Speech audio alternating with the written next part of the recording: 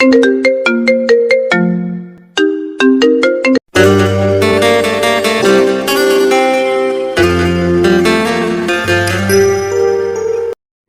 নতুন ভালোবাসার গল্প পেতে আমাদের চ্যানেলটি সাবস্ক্রাইব করে পাশে থাকা বেল আইকনে ক্লিক করুন। ধন্যবাদ। তুমি ভাবলে কি করে তোমার মতো একটা থার্ড ক্লাস মেয়ের প্রপোজাল অ্যাকসেপ্ট করবে এই কুষাণ চৌধুরী? কুষাণ চৌধুরী নামটা শোনার সাথে সাথে চমকে উঠে আমি কথা বলা মানুষটার দিকে তাকালাম।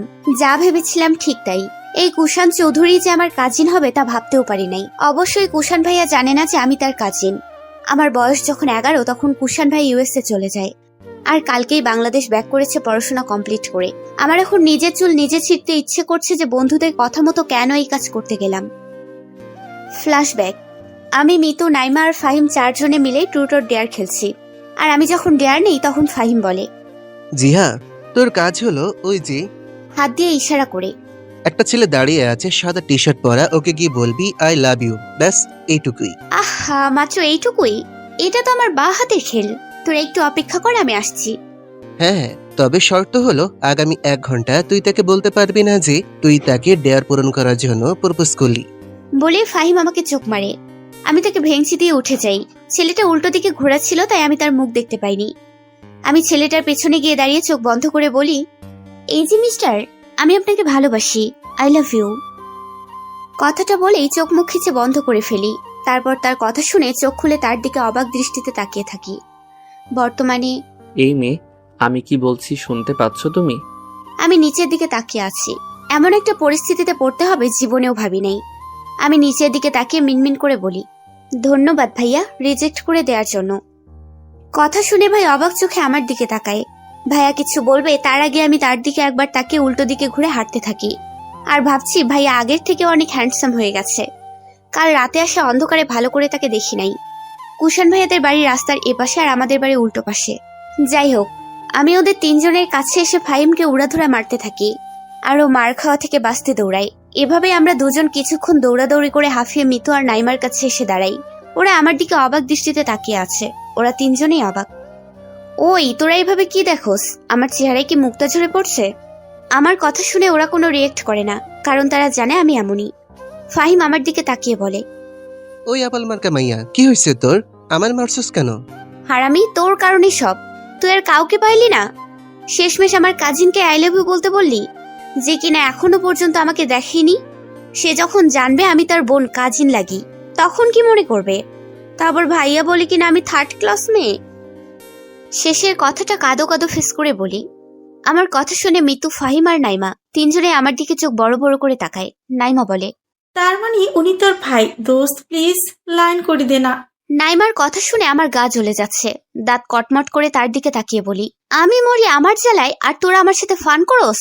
আজব, তোর কাজে তো কি হয়েছে? তুই জানোস এই কুষাণ ভাইয়াকে আমি ঠিক কতটা ভয় পাই? আর তাছাড়া কুষাণ ভাইয়া যদি একবার জিদান ভাইয়াকে মানে আমার ভাইকে বলে দেয়, তাহলে তো আমি শেষ।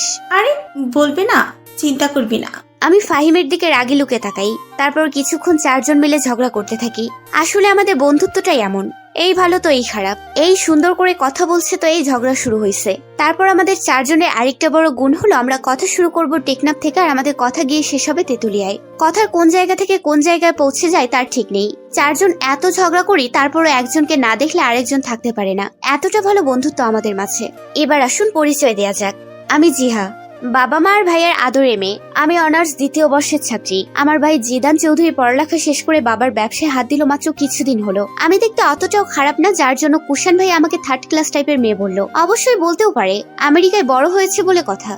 অন্যদিকে কুষাণ চৌধুরী বাবা মায়ের একমাত্র ছেলে, খুব আদরে। কুষাণ ভাই আর জিদান ভাইয়া খুব ভালো বন্ধু, দুজনেই সমবয়সী।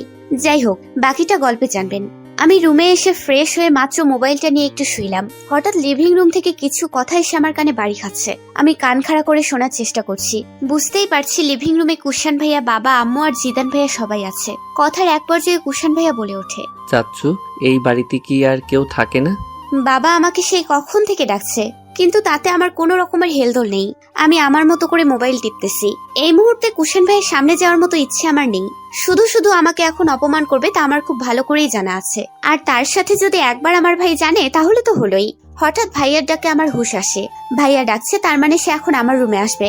ভাইয়া রুমে এসে যদি দেখে আমি শুয়ে শুয়ে মোবাইল দেখি আর তাদের ডাকে সাড়া দিই না, তাহলে আজ আমার খবর করে ফেলবে। কি করব ভাবতে ভাবতেই মাথায় আইডিয়া আসলো। ভাইয়া জানে কোন কাজে থাকলে আমি তাদের ডাকে সাড়া দেই না। আইডিয়াটা মাথায় আসতেই আমি মুচকি হেসে এক লাফে উঠে গিয়ে টেবিলে বসে পড়তে থাকি। যদিও এখন পড়ার সময় না, তারপরও পড়তে বসেছি আমি। এমন সময় ভাইয়া আবার ডাক দেয় আমার রুমের সামনে দাঁড়িয়ে। জিহু, ওই জিহু, কই তুই? আমি কিছুটা বিরক্তি ভাব নিয়ে বলি, উফ ভাইয়া, সমস্যা কি? একটু কি শান্তি মতো পড়তেও দেবে না নাকি? আমার কথা শুনে ভাইয়া টাসকে খেয়ে যায়। তারপর কিছুটা রাগী কণ্ঠে বলে, এইটা আমি তোর কিসের পড়া? মজা করছ আমার সাথে? ভাইয়ার কথা শুনে এবার আমার কিছুটা ভয় কাজ করে। যাই হোক না কেন, সে আমার বড় ভাই। তার সাথে সবসময় হাসি ঠাট্টা করলেও ভাইয়া সব ব্যাপারে মজা করা একদম পছন্দ করে না। তার কথা হলো মজা করার সময় প্রাণ খুলে মজা করবে, আর কাজ করার সময় মন উজাড় করে কাজ করবে। ভাইয়া বেশিরভাগ সময়ই ব্যস্ত থাকে, তাই আমি তাকে ব্যস্ত কুমার বলে ডাকি। ভাইয়া, আমি তোমার সাথে মজা কেন করতে যাব? আমি একটা ইম্পর্টেন্ট অঙ্ক করতেছি, মিতু করে দিতে বলছে তাই। মিতুর দোষ দিয়ে দিলাম, এবার কি হয় তাই দেখার পালা। ভাইয়া এবার অনেকটা নরম গলায় বলে, জিহু, ম্যাথটা পরে করলে হয় না? বের হয়ে দেখ কে আসছে। আহা, যার সাথে দেখা করার ভয় এত অভিনয় করছি, এখন তার সাথেই দেখা করতে বলছে। বয়ে গেছে। বিড়বিড় করে কথাটা বলে থামি, এবার অনেকটা জোরে বলে উঠি, ভাইয়া একটা ইম্পর্টেন্ট ম্যাথ করতেছি আমি। এই মুহূর্তে মুর্শিদাবাদের নবাব সিরাজউদ্দৌলা আসলেও তো আমি যাব না, আর তুমি আসছো কোথাকার কাকে নিয়ে? প্লিজ একটু শান্তিমতো ম্যাথটা করতে দিবে? কথাটা বলেই জিভ দিয়ে ঠোঁট ভিজিয়ে নেই। অনেক জোরেই কথাটা বলছি, যদি কুষাণ ভাইয়া শোনে তাহলে আমার আস্ত রাখবে না। আমার মনে পড়ে যায় ছোটবেলার কথা। যখন আমার বয়স 8 বছর, তখন একদিন আমি আর আমার সাথে একটা ছেলে একটা মেয়ে ছিল। যদিও এখন তাদের নাম আমার মনে পড়ছে না। যাই হোক, তাদের দুজনের সাথে কথা বলার সময় এক ফাঁকে আমি অনেক জোরে ছেলেটার সাথে কথা বলি। ছেলেটা সহ সবাই সেখানে চমকে ওঠে। সেখানে কুষাণ ভাইয়াও ছিল। ভাই রেগে গিয়ে এসে আমার হাত ধরে টেনে তার রুমে নিয়ে যায়। দরজা বন্ধ করে আমার সামনে হাঁটু গেড়ে বসে বলে, তুই এত জোরে কথা বললি কেন? পরিস্থিতি খারাপ দেখে আমি নিচের দিকে তাকিয়ে থাকি। আমাকে চুপ করে থাকতে দেখে ভাইয়া আরো রেগে যায়। আমাকে ধমক দিয়ে বলে, কি হলো, কথা বল। আমার সারা শরীর কেঁপে ওঠে, তাও ভাইয়ের দিকে তাকানোর সাহস পাচ্ছি না। নিচের দিকে তাকিয়েই বলি, ভুল হয়ে গেছে, আর এমন হবে না। এ কথা শুনে ভাইয়া উঠে দাঁড়িয়ে যায় আর বিছানার এক কোণে আরাম করে গিয়ে বসে বলে, 100 বার কানে ধরে উঠবস কর, তাহলেই তোকে ক্ষমা করব। ভাইয়ার কথা শুনে এবার আমার প্রায় কান্না আসছে। কাঁদো কাঁদো ফেস করে তাকে বলি, ভাইয়া আমি এখনো কত ছোট, তুমি আমাকে এভাবে কষ্ট দিবে? আর হবে না বললাম তো। দেখ জিহু, আমি তোর এত কথা শুনতে চাই না। যা করতে বলছি ঠিক তাই কর, অন্যথায় তোকে আমি কি শাস্তি দেব তুই কল্পনাও করতে পারবি না। শেষে উপায় না পেয়ে কানে ধরে লাগছে। 100 বারের মধ্যে একবারও মাফ করে নাই। কত নিষ্ঠুর সে। শাস্তি শেষ হতেই সে নিজে এসে আবার আমার পায়ে তেল মালিশ করে দিছে। এই শাস্তির পরে 3 দিন আমি তার সাথে কোনো কথা বলি নাই। ভাইয়া অনেকবার সরি বলছে, আমাকে চকলেট কিনে দিছে, কতভাবে রাগ ভাঙানোর চেষ্টা করছে, কিন্তু আমি। শেষে ভাইয়া উপায় না পেয়ে আমাকে আবার ধমক দেয় আর বলে যদি তার সাথে কথা না বলি তাহলে আরো বড় শাস্তি দেবে। ছোটবেলার কথাটা মনে পড়তেই মুখে এক চিলতে হাসি ফুটে ওঠে। কুষাণ ভাইয়া ছোটবেলা থেকে আমাকে অনেক শাসন করত আর আদরও করত। জিদান লিভিং রুমে আসতে দেখে কুষাণ পায়ের ওপর পা তুলে সোফায় বসে মোবাইল স্ক্রল করতেছে। এতক্ষণ তার মা বাবা ছিল, কিন্তু এখন কেউ নেই। মা হয়তো কিচেনে আর বাবা রুমে নয়তো বাইরে গেছে। জিদান কুষাণের দিকে এগিয়ে এসে বলে, কুষাণ চল বাইরে যাই, জিহু আসবে না, পড়তে বসেছে এখন। পড়তে বসলে সে একদিকে আর দুনিয়া আরেকদিকে। জিদানের কথা শুনে কুষাণ উঠে দাঁড়ায়, মোবাইল প্যান্টের পকেটে ঢুকাতে ঢুকাতে বলেন, তোর বোন মনে হচ্ছে কথা বলছে একটু বেশি জোরে, তাই না? কুষাণের কথা শুনে জিদান আমতামতা করে বলে, আসলে পড়ার সময় ডিস্টার্ব করছি তো, তাই এত জোরে চিৎকার করছে। কুষাণ আর কোনো কথা না বলে চলে আসে ওই বাড়ি থেকে। অনেক রাগ লাগে তার। যাকে একটিবার দেখার জন্য ছুটে গেল, সে কিনা তার সামনে আসে নাই। কিন্তু নিজের রাগকে নিয়ন্ত্রণ করে বাসায় চলে আসে সে। বাড়িতে ঢুকতে তার মা বলে, কি রে কুষাণ, কই ছিলি বাবা? চাচুর সাথে দেখা করতে গেছি মা। তার মা আরো কিছু বলতে যাবে তার আগে কুষাণ সেই স্থান ত্যাগ করে। জ্যৈষ্ঠ মাসের প্রথম দিকে তীব্র গরমে চারদিকে গমগমে ভাব। গ্রামাঞ্চল হলে হয়তোবা এত গরম পড়তো না। কোলাহলযুক্ত এই শহরে সবকিছুর পরিমাণে বেশি, তেমনি গরমটা যেন একটু বেশি। চারদিকে ভ্যাপসা গরমে কুষাণ পাগল প্রায়। যখন সে আমেরিকায় ছিল তখন এত গরম ছিল না। অবশ্যই এটা বাংলাদেশ বলে কথা। মাত্র শাওয়ার নিয়ে বের হলো কুষাণ। টাওয়াল হাতে নিয়ে ব্যালকনিতে যেতেই তার চোখে পড়ে একটা মেয়েকে। নীল 3 পিস পরা চুলগুলো সব ছড়িয়ে ছিটিয়ে আছে, দেখেই বোঝা যাচ্ছে মাত্র শাওয়ার নিয়ে বের হয়েছে। ওনার একটা অংশ ফ্লোরে গড়াগড়ি খাচ্ছে, কিন্তু তার সেই দিকে কোনো হেলদোল নেই। সে তো ফোনে কথা বলতেই ব্যস্ত। কুষাণের ঠিক বিপরীত দিকে ফিরে মেয়েটা দাঁড়িয়ে। তার ফোনে কথা বলার স্টাইল দেখে কুষাণ আরো মুগ্ধ হয়ে যায়। হাত নাড়িয়ে মৃদুস্বরে কথা বলছে। যদিও কথাগুলো ঠিক কি বলছে তা কুষাণ জানে না। সেদিকে তাকিয়ে কুষাণ আনমনে বলে ওঠে, নীলপরি, চারদিকে শীতল হাওয়া বইছে। প্রচন্ড বাতাসের কারণে জানালার পর্দাগুলো বারবার এলোমেলো হয়ে দোল খাচ্ছে। ঝড় হওয়ার পূর্বাভাস। চারিদিকে মনোরম দৃশ্য ফুটে উঠেছে। সারাদিনের ভ্যাপসা গরমকে এই শীতল হাওয়ার নিমিষেই দূর করে দিচ্ছে। চারিদিকে এত মনোরম দৃশ্য দেখে নিজেকে আর পড়ার টেবিলে বসিয়ে রাখতে পারিনি। আমি উঠে দাঁড়াতেই ফোন বেজে ওঠে। কিছুটা বিরক্ত নিয়ে ফোনটা হাতে নেই। দেখি ফাহিম ফোন করেছে। দেখে মুচকি হাসি। বেচারাকে অনেক শাস্তি দিয়েছিলাম, রাগও করছে, কিন্তু তারপরও ফোন দেখে অবাক হই না, কারণ আমি জানি এটাই আমাদের বন্ধুত্ব।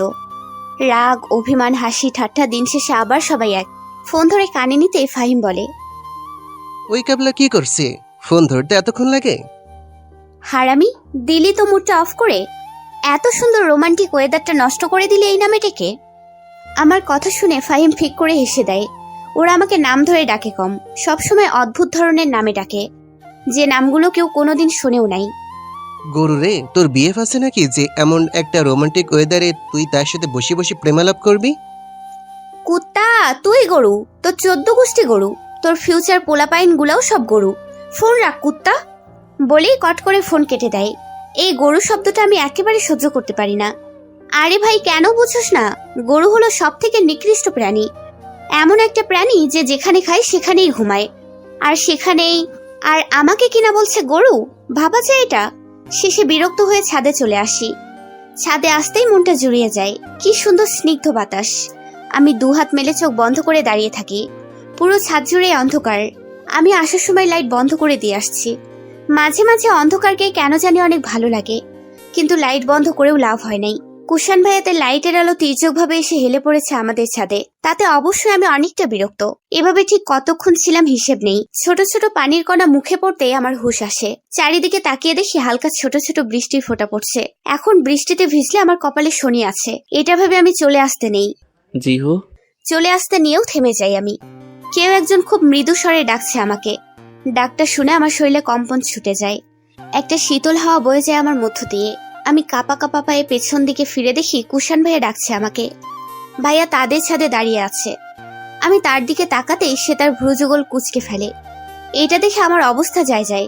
ভাইয়ার সামনে এভাবে ধরা পড়ে যাব কখনোই ভাবি নাই, কিন্তু পরক্ষণেই ভাবতে থাকি ভাইয়া যেহেতু বাড়িতে আসছে, তাহলে তো অবশ্যই একদিন না একদিন দেখা করতেই হবে। এটা ভেবে নিজেকে সান্ত্বনা দিয়ে ভাইয়ার দিকে তাকাই। দেখি ভাইয়া এখনো আগের মতো আমার দিকে ভ্রু কুঁচকে তাকিয়ে আছে। আমি কিছু বলতে যাব তার আগে ভাইয়া বলে ওঠে, হুশ, কোনো কথা না। যেখানে যেভাবে দাঁড়িয়ে আসো ঠিক সেভাবে দাঁড়িয়ে থাকবি। একটু নড়চড় করলে খবর আছে তোর। কি রে? কথাটা বলেই ভাইয়া চলে যায় ওইখান থেকে। আমি অবাক দৃষ্টিতে ভাইয়ার যাওয়ার পানে তাকিয়ে থাকি। আমি এত বড় হয়েছি, তারপরও ভাইয়া আমাকে ধমক দিচ্ছে। আল্লাহ রে আল্লাহ, ভাবা যায় এটা? হঠাৎ পেছনে কারো পায়ের শব্দ পেয়ে সেদিকেই তাকাই। কুষাণ ভাইয়া আপনি? নিজের সামনে কুষাণ ভাইয়াকে দেখে আমার প্রাণ যায় অবস্থা। ভাইয়া সুন্দর করে পকেটে হাত দিয়ে আমার দিকে তাকিয়ে আছে। কালকের কথা মনে পড়তে আমি লজ্জায় নিচের দিকে তাকিয়ে থাকি। আমাকে নিচের দিকে তাকিয়ে থাকতে দেখে ভাইয়া বলে, নিচের দিকে তাকিয়ে আসত কেন? আমার চেহারা বুঝি এতই খারাপ যে তাকানো পর্যন্ত যায় না? ভাইয়ার দিকে বেশিক্ষণ তাকিয়ে থাকলে তো আমার নিজেরই হার্ট ফেল হয়ে যাবে। আবার বলে কিনা তাকানো যায় না। বিড়বিড় করে বলি আমি। কি রে, কি বিড়বিড় করস? আমি ভাইয়ার দিকে এক পলক তাকিয়ে আবার চোখ ফিরিয়ে নিয়ে বলি, আপনি কি কিছু বলবেন? এটা আমার চাচ্চুর বাসা। আমি যখন ইচ্ছা যেখানে ইচ্ছা সেখানেই যেতে পারি। তাই বলে কি তুই? ভাইয়ার কথা শেষ করতে না দিয়ে আমি বলি, আপনার চাচ্চুর বাসা, আপনি যখন ইচ্ছা তখন আসতে পারেন, তাতে আমার কিছুই যায় আসে না, কিন্তু আমাকে কেন ডাকছেন তা তো বলবেন। কথাটা বলতেই ভাইয়া আমার দিকে এক পা এগিয়ে আসে। আমি কিছুটা পিছিয়ে যেতে নিলেই ভাইয়া আমাকে এক হাত ধরে টেনে আবার তার সামনে দাঁড় করিয়ে দেয়। আমার কপালে লেপ্টে থাকা চুলগুলো কানের পাশে গুজে দিয়ে বলে, অনেক বড় হয়ে গেলি তুই। আমি তো ভুলেই গেলাম এটা আমার পুচকি জিহুনা। সে এখন অনেক বড় হয়ে গেছে। সেও এখন মুখে মুখে তর্ক করতে পারে। কি করে তা ভুলে গেলাম বলতো। তবে কি জানোস তো? ভাইয়ার কথা শুনে আমি হতভম্ব হয়ে যাই। ভাইয়া যে বিষয়টাকে এভাবে নেবে আমি কখনোই ভাবি নাই। আমি ভাইয়াকে কিছু বলতে যাব তার আগে ভাইয়া আমার ঠোঁটে আঙুল দিয়ে ইশারায় কথা বলতে নিষেধ করে। তারপর সে নিজেই বলে, আমি এখনো ঠিক আগের মতোই আছি, একটু পরিবর্তন হই নাই। এখনো তোর আগের কুষাণ ভাইয়াই আছি। তাই এখন তুই আমার সাথে তর্ক করার কারণে শাস্তি পাবি। আর তোর শাস্তি হলো তুই এখন এখানেই দাঁড়িয়ে থাকবি, আমি যতক্ষণ না যেতে বলবো ঠিক ততক্ষণ। শাস্তির কথা শুনে আমি থম মেরে যাই। ভাইয়ার দিকে কাদো কাদো ফেস করে বলি, কুশান ভাইয়া, আকাশের অবস্থা বেশি ভালো না, যে কোনো সময় বৃষ্টি আসতে পারে। দেখেন না, ছোট ছোট ফোঁটা এখনই পড়ে, আমার পা ব্যথা হয়ে গেছে ভাইয়া। নো অজুহাত জিহু, এখানেই দাঁড়িয়ে থাকবি তুই। বৃষ্টি আসবে না, আর যদিও আসে তাহলে আমি দেখে নেব। ভাইয়া। জিহু। ভাইয়ার শান্ত গলার ধমক শুনে থেমে যাই। তবে আমি এটাতেই বেশি অবাক হচ্ছি, কারণ ভাইয়া এখনো কালকের ব্যাপারে কিছুই বলে নাই। অবাক প্লাস খুশিও হই। যাক, ভাইয়া তাহলে কালকে সবকিছুই ভুলে গেল। কথাটা মনে করে ভাইয়ার দিকে তাকিয়ে একটা তৃপ্তির হাসি দেই। ভাইয়া আকাশের দিকে তাকিয়েছিল এবং আকাশের দিকে তাকিয়ে বলে, জিহু একদম হাসবি না, হাসলেই তোর খবর আছে। ভাইয়ার কথা শুনে আমি অবাক হয়ে তার দিকে তাকাই। সে বুঝলো কি করে যে আমি হাসি? জিহু আকাশের দিকে তাকা। ভাইয়ার কথা শুনে আমি আকাশের দিকে তাকাই। পুরো আকাশের মেঘ কেটে গেছে, তার জায়গায় এখন হাজার হাজার তারার মেলা বইছে। মাথার উপরে চাঁদ, মুহূর্তেই চারদিকে চাঁদের আলো ছড়িয়ে পড়ে। আমি মুগ্ধ নয়নে চারপাশটা দেখছি। এত সুন্দর দৃশ্য কখনো দেখেছি বলে আমার মনে হয় না। হঠাৎ আমি ভাইয়ার মুখের দিকে তাকাই। ভাইয়া ঠোঁটের কোণে এক চিলতে হাসি ঝুলিয়ে রেখে আমার দিকে তাকিয়ে আছে। মুহূর্তে আমার মনটা ভালো হয়ে যায়। আমি তার দিকে তাকিয়ে বলি, ভাইয়া আপনি জানলেন কি করে এখন বৃষ্টি আসবে না? পাগলি, কখন বৃষ্টি হবে না হবে তা শুধু একজনই জানে, আমিও মাত্র অনুমান করে বলছি। আমি কিছু বলি না, মুখে হাসি নিয়ে আকাশের দিকে তাকিয়ে থাকি। এখন রুমে যা। ভাইয়ার কথা শুনে আমি ঠোঁট উল্টে বলি, এখন যাব না আমি, আমার কাছে পরিবেশটা অনেক ভালো লাগছে। আর এতক্ষণ তো দাঁড় করিয়ে রাখছেন, এখন কেন এই কথা বলছেন? ভাইয়া আর কোনো কথা বলে নাই, চুপ করে আমার পাশে দাঁড়িয়ে থাকে। লিভিং রুমে ভাইয়া আর কুশান ভাইয়া দুজনেই বসে আছে। আমি গুটি গুটি পায়ে সেদিকে এগিয়ে যেতেই কুশান ভাই একবার আমার দিকে তাকিয়ে আবার চোখ সরিয়ে বলে, জিদান তোর বোন তো দেখছি আজকাল ছেলেদেরকে প্রপোজও করতে জানে। আমি হতভম্ব হয়ে ভাইয়ার দিকে তাকিয়ে আছি। ভাইয়া এভাবে না ফাঁসালেও পারতো। কুশান ভাইয়ের দিকে তাকাতেই ভাইয়া আমাকে চোখ মারে। আমি তাড়াতাড়ি চোখ নামিয়ে নেই। এখন শুধু ঝড় আসার অপেক্ষাই করছি। ভাইয়া একবার আমার দিকে তাকায় তো আবার কুশান ভাইয়ের দিকে তাকায়। তাকে দেখে বোঝা যাচ্ছে সে এই কথার মানেই বোঝে নাই এখনো। ভাইয়া আমার দিকে তাকিয়ে বলে, এইসবের মানে কি জিহু? আরে ওকে বলে কি লাভ, ও কি সত্যি কথা বলবে কখনো? এই কথা শুনে আমি তেলে বেগুনে জ্বলে উঠি। আমি অবাক হই কুশান ভাইয়া কি করে এই কথা বলতে পারলো। আমি কোন দিন কোন সময় কিভাবে তাকে আবার মিথ্যা বললাম। কুশান ভাইয়ার দিকে তাকিয়ে চোখ মুখ শক্ত করে বলি, ভাইয়া আমি কখন কোন দিন আপনাকে মিথ্যা বলছি? কোনোদিন ভয়ে তো আপনার সাথে কথাই বলি নাই, তাহলে এখন এই কথা বলছেন কেন? আরে বাহ জিহু, তোর মুখে আজ দেখছি খই ফুটছে, তা থামলি কেন বল? তারপর যেন কি হলো? বলে থামলো কুশান ভাইয়া। সে থামতেই দেখি জিদান ভাইয়া আমার দিকে ভ্রু কুচকে তাকিয়ে আছে। আমি এগিয়ে গিয়ে ভাইয়ার পাশে বসতেই কুশান ভাইয়া আবার বলে ওঠে, জিদান একটু কথা ছিল তোর সাথে, চল বাহিরে যাই। আর তুই সবকিছুতেই এত সিরিয়াস কেন বলতো? আমি তো জাস্ট ওর সাথে মজা করছি। শেষের কথাটা কুশান ভাইয়া আমার দিকে তাকিয়ে বলে।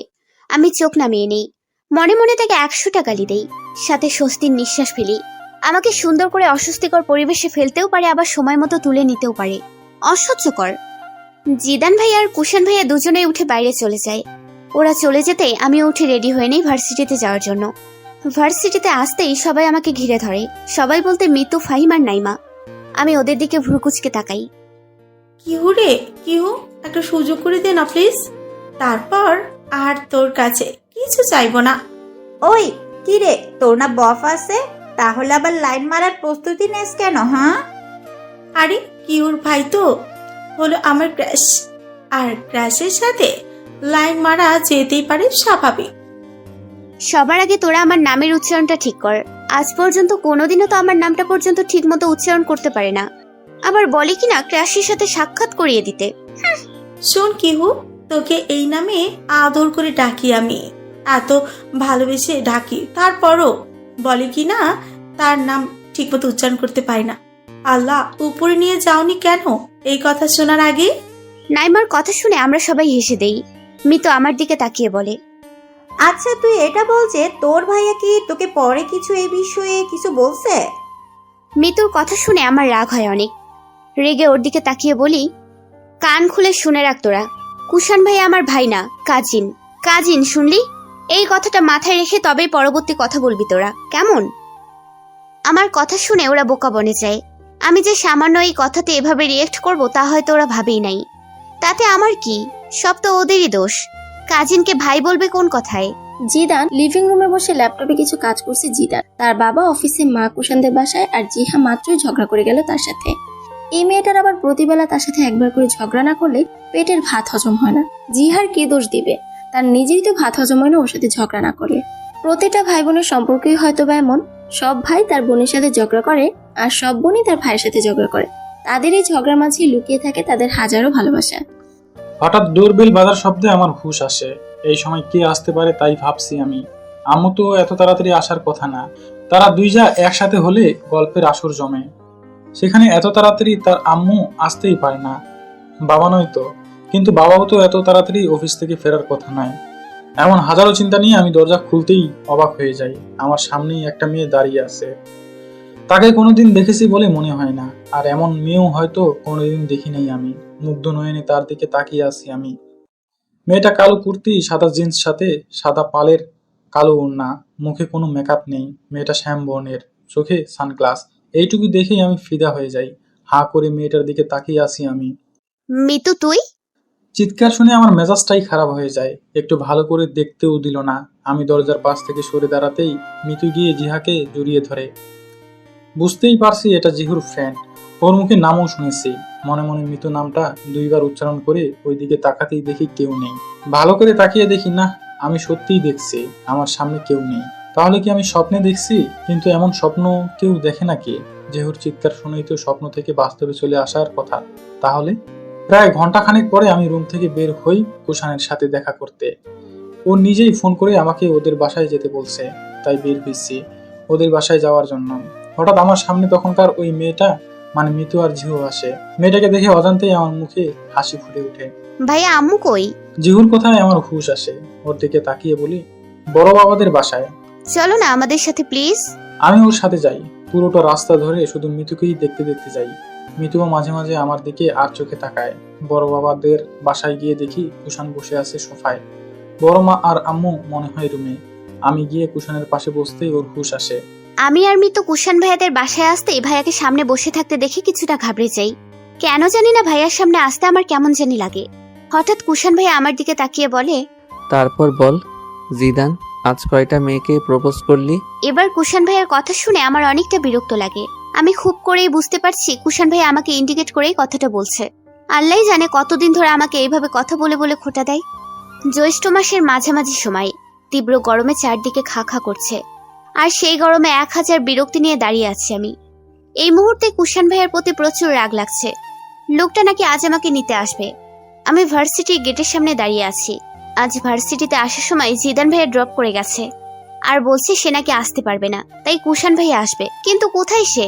আমি গত আধ ঘন্টার মতো দাঁড়িয়ে আছি, অথচ তার কোনো খবর নেই। এমন সময় আমার সামনে গাড়ি এসে দাঁড়ায়। মনে মনে ঠিক করি এখন গিয়ে 1000টা রামধমক দেব তাকে। আর তাই ভেবেই তার দিকে এগিয়ে যাই।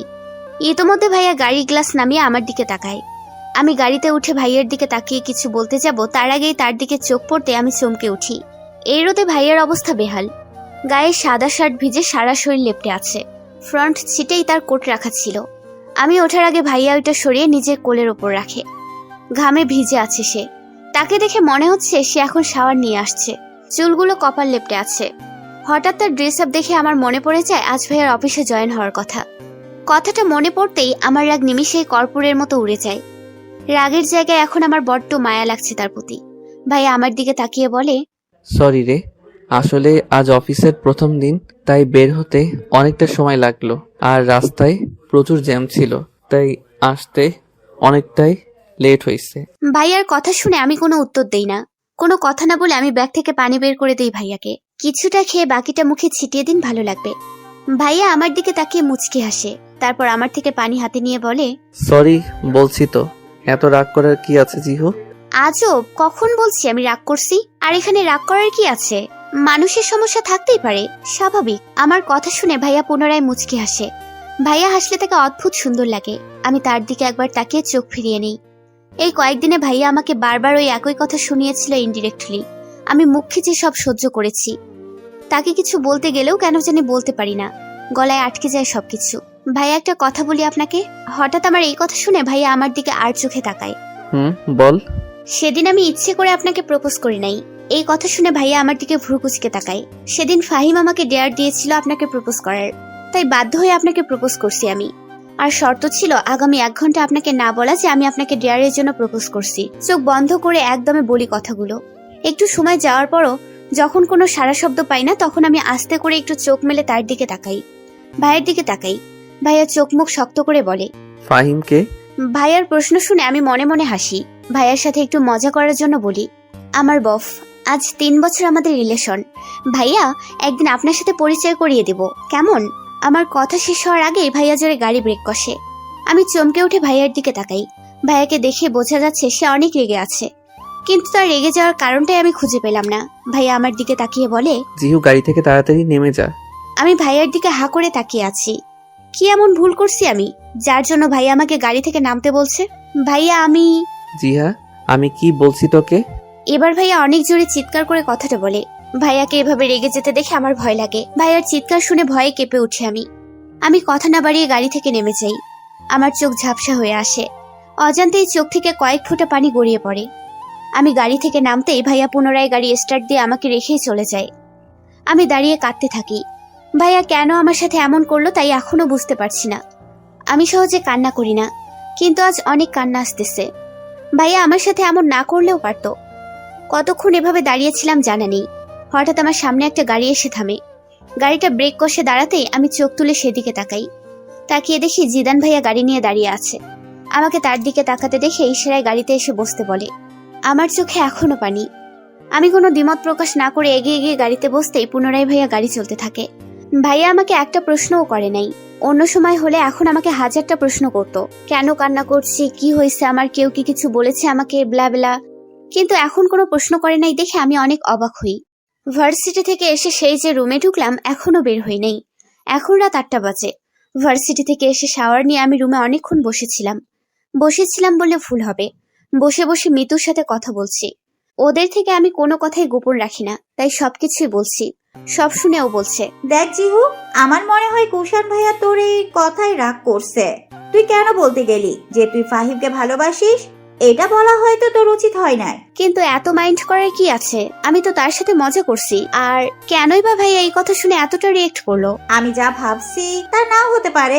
তুই একটা কাজ কর, তুই বরং এখন কুষাণ ভাইয়াদের ফ্ল্যাটে যা, গিয়ে দেখ ভাইয়া কি করে। যদি মন খারাপ করে থাকে তাহলে মনটা ভালো করে দিয়ে আয়। আমি অবাক হয়ে মিতুর কথা শুনছিলাম। ভাবছি আসলেই কি মিতু পাগল টাগল হয়ে গেল নাকি? এই মিতু, তুই কি পাগল নাকি? আর আমি তার মন ভালো করব কিভাবে? সেটা তুই ভালো জানিস, আমি কিভাবে জানবো? যেটা বলছি সেটা কর, তোর জন্য ভালো হবে। বলেই কট করে ফোনটা কেটে দেয়। আমি ফোনের দিকে এক দৃষ্টিতে তাকিয়ে আছি। কি করব তাই ভেবে পাচ্ছি না। ভাবতে ভাবতেই তখন ঘুমিয়ে পড়েছিলাম। এখন ঘুম থেকে উঠে এত রাত হয়ে গেল দেখতে অনেকটা চমকে উঠি। আবার ভাবতে থাকি আসলেই কি আমার ভাইয়ের কাছে যাওয়া উচিত? উনি এত অল্পতেই কেন রেগে গেলেন? আমাকে তো উনি সহ্যই করতে পারেন না। তবে এমন 1000টা প্রশ্ন আমার মনে পীড়া দিচ্ছে। ভাবনার মাঝে আম্মু ডাক দিল। জিহা, মা কি হয়েছে তোর? দরজা খুলিস না কেন? না খেয়ে থাকবি নাকি আজ? আমি ফোঁস করে একটা দীর্ঘশ্বাস ফেলে বলি, আম্মু পরে খেয়ে নেবো আমি, এখন ইচ্ছে করছে না আমার। আম্মু আর বাড়াবাড়ি না করে চলে যায় বুঝতেই পারি, কারণ আম্মু খুব ভালো করেই জানে যে আমি ঠিক কতটা ঘাটতারা। তাই আর কথা বাড়াই না। আমি চোখ বন্ধ করে কয়েকবার নিঃশ্বাস নিয়ে উঠে দাঁড়াই। উঠে গিয়ে ফ্রেশ হয়ে ফোন হাতে নিয়ে রুম থেকে বেরিয়ে আসি। জিদান ভাইয়া লিভিং রুমে বসে বসে মোবাইলে কিছু দেখছে, আম্মু কিচেনে। আমি ধীর পায়ে গিয়ে ভাইয়ার পাশে বসে পড়ি। ভাইয়ার পাশে বসতেই ভাইয়া চমকে উঠে আমার দিকে তাকায়। আমাকে দেখে চোখ বন্ধ করে একটা নিঃশ্বাস নিয়ে বলে, ম্যাডাম অবশেষে বের হলেন রুম থেকে। তা আমি তো ভাবলাম সারা দিনও হয়তো আর বের হবেন না। অন্য সময় হলে ভাইয়ার কথার পাল্টা জবাব দিতাম, কিন্তু এখন জবাব দেওয়ার মতো এনার্জি বা ইচ্ছা কোনোটাই নেই আমার। তাই আমি কিছু না বলে 2 হাতে ভাইয়ার গলা জড়িয়ে বুকে মাথা গুজে থাকি। আমার কাছে জিদান ভাইয়া হক চকিয়ে গেলে ওপরে নিজেকে সামলে নিয়ে এক হাতে আমায় পেছন থেকে জড়িয়ে ধরে বলে, তোর কি মন খারাপ জিহু? আমি কিছু না বলে মাথা নাড়িয়ে না বলি। তারপর ভাইয়াও আর কোনো কথা না বলে চুপ করে বসে থাকে। আমিও ভাইয়ার বুকে গুটিসুটি মেরে চোখ বন্ধ করে চুপ করে বসে থাকি। প্রায় অনেকক্ষণ পর আমি হালকা মাথা তুলে ভাইয়ার দিকে তাকিয়ে বলি, আচ্ছা ভাইয়া, তুমি তো অফিসে ছিলে, তাহলে আমি যখন রাস্তায় দাঁড়িয়ে কান্না করছিলাম তখন তুমি কেন আসছো আর কিভাবে আসছো? তোমার তো জানার কথা না তাহলে? কথা শেষ না করেই আমি থেমে যাই। ভাইয়ের দিকে প্রশ্নবোধক দৃষ্টিতে তাকিয়ে আছি আমি। কুষাণ আমাকে ফোন করে বলেছিল তুই ওই রাস্তার মোড়ে আসিস, যেন তোকে বাড়ি পৌঁছে দিই আমি। আমি ভাইয়ার মুখের দিকে অবাক চোখে তাকিয়ে আছি। আমার জন্য কথাটা বিশ্বাসই হচ্ছে না। কুষাণ ভাইয়া তো তখন আমাকে রেগে গাড়ি থেকে নেমে যেতে বললেন, তাহলে আবার দয়া দেখাতে আসছে কেন? আমি ভাইয়ার দিকে তাকিয়ে বলি, উনি আমাকে এভাবে গাড়ি থেকে নেমে যেতে বলেছেন কেন? রেগে যাওয়ার মতো কথা বললে রাগটাই স্বাভাবিক। কিন্তু এই সামান্য কারণে উনি রেগে গেলেন কেন? আজীব। তোর চাইতেও একটা 5 বছরের বাচ্চা ভালো বুঝে। যাই হোক, তোর এসব প্রশ্নের উত্তর একমাত্র কুষাণ ভালোভাবেই দিতে পারবে। তুই বরং তার কাছে যা। সেই কখন থেকে বড় মার সাথে বকবক করেই যাচ্ছি। অনেকটা জোরেই কথা বলছি যেন কুষাণ ভাইয়া রুম থেকে আমার কথা শুনে নিচে নেমে আসে। কিন্তু আমার ধারণা সম্পূর্ণ ভুল প্রমাণ করে দিয়ে ভাইয়ার নিচে আসে নাই। আমার একটু রাগ হয় তার ওপর, কিন্তু পরক্ষণেই ভাবতে থাকি তার ওপর রাগ করার অধিকার কি আমার আছে? কেন রাগ করব আমি? আমার রাগ তাকে দেখিয়ে কি লাভ হবে আমার?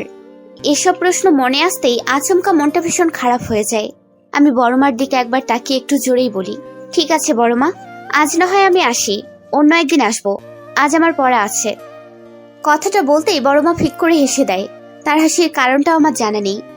আমি এমন ভাবে কথা বলছি যেন আমি অনেক দূর থেকে তাদের বাড়ি আসছি। এখন না গেলে খুব বড় সমস্যা হয়ে যেতে পারে। এসব শুনেই বড়মা হেসে দেয়। তারপর আমি ফিসফিস করে বলি, বড়মা, ভাইয়া আমার উপর রেগে আছে, একটু গিয়ে দেখে উনি কি করছে।